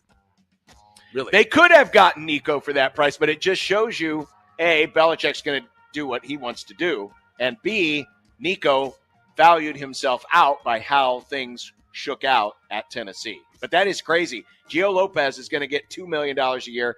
the reports on Nico are $1 million, maybe even less. And remember, that's playing in California where the cost of living is much higher. And you get taxed too. And you get taxed. That's a big part of it. So, yeah, he's got to get a lot of side money. He's got to get a lot of side money. And maybe prediction, he won't be at UCLA for more than a year. Oh, on the double transfer guy? I think if he transfers, he can't. Well, he can't transfer. He could transfer back to an SEC. He could go back to the next SEC. year. That's true. He could do that. Maybe he does like the Kentucky kid and goes back to Kentucky. He's a 1-year stopover. Yep. It wasn't 1 year. It was 2 weeks. The Nebraska. He was here for like 2 weeks of camp and went back to Kentucky. That's true. Rangers pitcher Patrick Corbin almost missed his scheduled start after he was bitten by a venomous spider. He said at one point it was difficult to walk because the swelling in his foot was so bad. What's the worst attack you ever faced with a creepy, crawly critter? Honestly, I think I came through okay. I do remember when I was in high school, my dad got bit on the golf course by a spider, and he ended up going to the hospital because it had swollen up so bad. And that's the first time I realized, oh, those things are around here? Because, you always think of poisonous spiders, you think of tarantulas. It wasn't obviously a tarantula. But I suppose the worst from a bug bite, it's a bee sting. I've been fortunate enough. I got bitten by a brown recluse. And what did it do to you? It was on my arm, and we saw it happen. It was by around me. I was in. So before you go to basic, you have a week before that, right? Where they're getting you ready, making sure your eyes are everything. I got bit during that. I got sent to the medics. They had to drain it. I was back 2 days later, and I ended up going to basic, but I almost got recycled because of it. And they told us too. They said when you're moving rocks around, be careful. Here's what they look like. I didn't see it. It fell on my arm. It bit me. And it bit you. Yeah. Damn. Yeah. Fort Knox, Kentucky. A lot of deadly stuff there. I guess. Tonight, and gold. The losing record Miami Heat faced the sub-500 Atlanta Hawks, while the 4-game below 500 Mavericks try to steal a playoff bid from the 14 games above 500 Memphis Grizzlies. Who do you like to win? See, this is the play-in games. These are the last two. Speaking Latin. Heat and Hawks. I'll take the Heat. They'll be on a roll. I'm Heat not culture, right? Heat culture. I'm not rooting for the Mavericks because I like what they did with Doncic, but I would like to see the Mavericks win only because of the embarrassment it would be for a team that should be in the playoffs anyway based on their record, the Memphis Grizzlies, getting eliminated by a team that's under 500 in the Mavericks only because the NBA decided we've got to add these silly play-in games to an already bloated playoffs. It was so go Mavericks. Proposed by the Players Association, trying to get extra money. Is Ja healthy? Is Ja Morant healthy? I haven't watched NBA this year. I would say I would prefer Memphis. If I'm a basketball fan, because I want to see Ja play. Is he healthy? Is he arrested or anything like that? He's got ankle injury. He's a game time decision. Okay, so I think the NBA would rather Memphis win because they could have Ja, and Ja's popular. People forget the Stanley Cup playoffs start, too. The greater one, Alex Ovechkin and Washington, are among the favorites. How much of this will you try to take in over the 2 months? Oh, it's just like the NBA playoffs that last 2 months. How are you going to take in any of this? Zero. I won't Zero? see. I don't even know what station hockey's on now. It's on ESPN and they're back TNT. on ESPN. Yeah, I have no idea. I don't. Yeah, they brought back the theme music and everything. I was a Flyers fan in the 70s. I survived through the whole Lindros stuff, but I really haven't watched much hockey since the turn of the century. So if we were to set a line for you on number of minutes watched of NHL and NBA playoffs, what would be a good line to set? I might accidentally see some basketball. That's always a chance. I would go 10.5 minutes. 10.5 minutes? 10.5 minutes. Now, I will place bets on the NHL, but I won't watch it. Wait a second. Why would you place bets on something? I trail as someone who a is guy. so studied and learned I trail a guy. I trail a guy on the NHL picks online. I trail him. So you're literally just copying off someone's homework. I used to trail Virgil for the Russian hockey. He spent on Russian hockey. Yeah, the Russian league. I used to trail him a little bit, too, for a lot of overs. I'll trail somebody. If they're good, you trail them. Why not? Heck yeah. So this NHL guy you got he's good. Yeah, I trail him. Yeah, I trail him. Okay. Whatever. If it's making money, it's making money. Who cares if it was your research? So even if you bet on it, you're still not going to watch it just to see if you did good. I'll know when it pops up in my account. Oh, of course. Makes sense. Or when I get over to Council Bluffs and I put it in the machine and it shows me that I won. So that's fun, actually. That's actually really fun. I do that occasionally. I won't even look at the tickets, and I'll bring it in and I go, beep, and I go, oh, yeah. And Eric will look at me and he'll go, you're crazy. So that's how you find out if you win. Sometimes, yeah, just kind of fun. Make a little excitement out Some of it. people, back when we were kids, we used to call 1-900. Oh, I remember. Score. I remember. Instead, Michael, if he wants to find out who won in I'll hockey, find out just later. Plugs in his ticket to see if he won his bet. I'm busy. I have stuff to do. Incredible. Yeah, Michael. Yes. For the first time in a long time, you've been exposed to the sport of baseball. As you have done this program, what are your thoughts? And are you now a fan again? Well, I can't see because my computer monitor is in the way, so I have to get around a bit. I do 20 runs in a baseball game is a lot. That's a lot. Yeah. I've always felt the same way I felt about college. I like it because it's so uncertain. A guy's not going to usually make a great throw. I think you should always run from third because the outfielder may not have a great arm. It's just kind of fun to see messy baseball played occasionally. I'll watch college baseball. Well, there's been some messy baseball played already. Jays have just Two- scored a run thanks to an error. 2 errors, yeah. I will not watch Major League Baseball ever again. I love it. It's awesome that I don't watch it at all. I don't care. I don't watch it. I will never turn on a Major League Baseball game again. It's sad. The Mets are actually decent. Are they? Yes. They got Juan Soto, one of the best players Well, in I the know game. Soto plays for them. I heard about that last year. But what? So are they good? Like, what's the record? What are they? I think 12-7. What have they been playing? Like a month? About a month. Okay. Not quite a month. Oh, good. I hope they do well. I have a lot of friends who are Mets fans. Yep. They are 12-7 right now, Michael. 12-7. I hit it on the nose. Okay, good job. Finally, Ryan Gosling says he'll be starring in the new Star Wars movie, Starfighter. I am so jacked. All for right. this. Okay, so John, is this? So fill me in on So this. have you seen the trailer teaser? No, Not yet. I refuse to watch trailers. I want to be blown It's away. not a trailer. It's a teaser. So all it is the lightsaber lighting up with the Starfighter logo going around it, and then the name comes and the music. It's really cool. It looks really cool. So all they did was reveal a logo. Yeah, basically. I'm pretty excited about it though. Why? You're excited just That's based on Andor a got logo? me that when the Andor logo. Did you remember the teaser for Andor? No. Oh, it won. It won me over, and I watched John, it. it's called Starfighter. Of course I'm going to watch it. That sounds sick. That's the best part of Star Wars, is the war in the stars. Did you ever see the movie Starfighter? No, I've heard of The it. Last though. Starfighter? Last Starfighter is a good movie. It's good. Yeah, I played the game. You play the game? They had them scattered around the country. Yeah, and they people didn't. play. I don't think they ever got here. I always wanted to play the game. Yeah, it was pretty cool. Good movie though. You should watch it. Oh, what? Last Starfighter? Watch the Last Starfighter and watch Starship Troopers. I love Starship I've seen Troopers. them both. Two very goofy stuff. Look at this. I'll show you. All right, this is the teaser trailer. There it is. It's Star Wars, and there's the light, and then it does the black, and it's Starfighter. Jeez, It excited me. I don't know about you. I'm jacked. Let's go.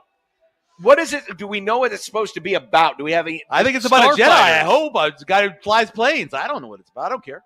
They don't fly planes in Star Wars. Those are It's literally Starfighter. It's not Star Plane. It's You don't think Starfighter. it's a plane?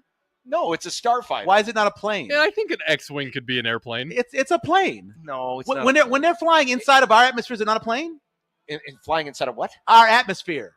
When it comes out of space and gets in our atmosphere, it's not a plane? But it's a plane because it stays in our atmosphere. Once it gets out of our atmosphere, it's So no the longer definition of a plane is just something that flies in our atmosphere? Yeah. I thought it was something that float and carry people. Well, here on the surly bounds of Earth, it is an airplane because Let me explain. Here you go. Starfighter is a standalone film that takes place 5 years after the events of Star Wars Episode 9, The Rise of Skywalker, and begins production this fall. Okay. There you go. The definition of airplane, by the way, is a powered flying vehicle with fixed wings and a weight greater than that of the air it displaces. Johnny, sounds like a plane. I'm gonna keep them separate. I mean, it's like carring a car, a truck. Yes, they're both motor vehicles, but they're different. They're both vehicles. They're both vehicles, but they're different. Is an SUV a truck or a car? It's an SUV. That sucks. But it is built on a truck chassis, so it is. it's Most really a times the truck. best ones are, yes. Yeah. And there's way too many of them. Sports utility vehicle. It's its own brand. There we go. But Okay. they're all vehicles. All right. All right. When we come back, what's for dinner? We'll wrap up the Grum next. 1620 The Zone.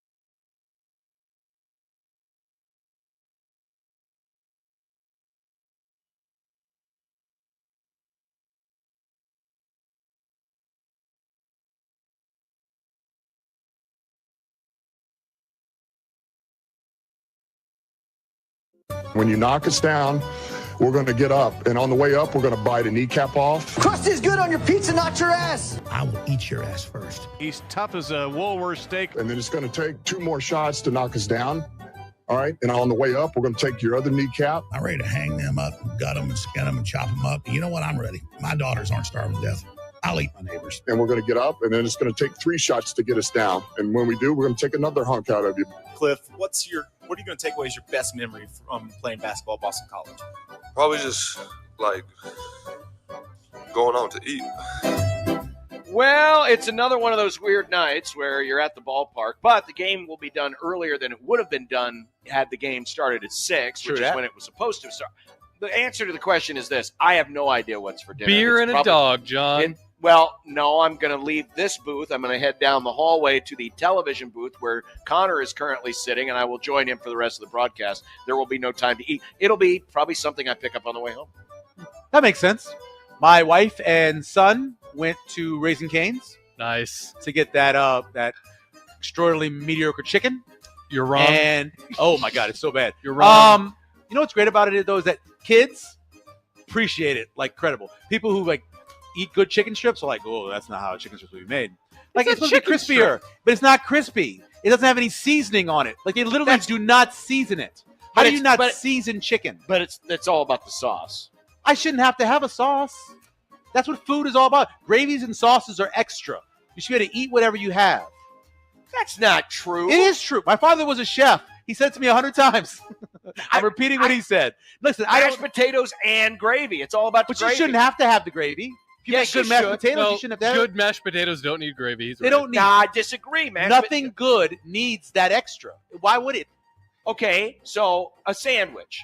Okay. It's about the stuff in the middle and all that good stuff in the middle. You don't need the bread. That's Just not keep true. the meat. A great French bread or a great ciabatta bread matter in the sandwich. Yeah, but the bread is I a don't like delivery rye. vessel for the stuff in the middle. But it equals out with the sandwich. A sandwich could be bad if it's not good bread. You can still have good mashed potatoes, but put gravy on it makes it better. I'm not saying it doesn't help it. It adds to it, but you don't need it. You shouldn't need to buy a sauce to go with those mediocre chicken strips. You shouldn't. You should be able to go to Popeyes where they're seasoned and they're crispy. God. That's where you should go and get them from. Yeah, where they're and delicious. you'll be and they're blackened and you'll sometimes be too, and those are even dead better. before you get them That's because not you're true. waiting in line. It's not true. I eat there all. You really ever eat there? How do you even know? I eat there all the time. I stopped eating there because I stopped waiting for my life to. This is still. You pass still haven't. before What my happened to eyes our before I bet? ever got What sick. happened to our bet? Well, we were going to do the order and we were going to see how fast it was. What happened to that? We need to do We need to do the bet this summer. You're going to lose that bet when you're not so busy. Yeah, you're gonna lose that bet, kid. What are you eating there, Nick? Something with chicken. I don't know yet. I'll find out when Maybe I get home. Raising Cane's. No, you have chicken at home. Or you're gonna cook chicken at home? Yeah, you're we have saying? chicken at home. We We're have chicken at saving home. money. Hey, in this economy, brother, we all should be saving money. Yeah, I agree. In this economy. Yep. What economy? Am I right? Yeah. What is an economy anyway? I don't know. All right, well, that is the Grum today. Michael, thanks for coming in yet again on a Friday. Thank you for bringing me in the ballpark. So a place that I don't get it much often anymore. You used to come here all the time back when you were hosting those, College World Series I shows. do miss Rosenblatt, man. I won't No. lie. I This love ballpark, Rosenblatt. I you've never been in liked this. this place.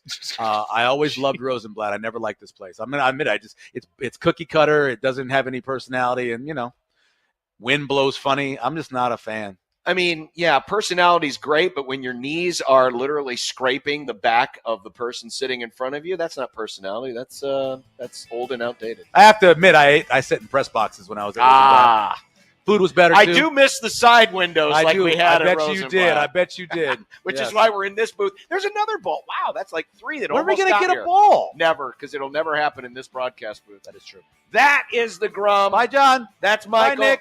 Nick, thanks. We'll see you on Monday. Austin's going to be filling in for Josh. We'll find out where he finished in the marathon. Yay! Have a great weekend. Happy Easter. Good night, everybody. Goodbye.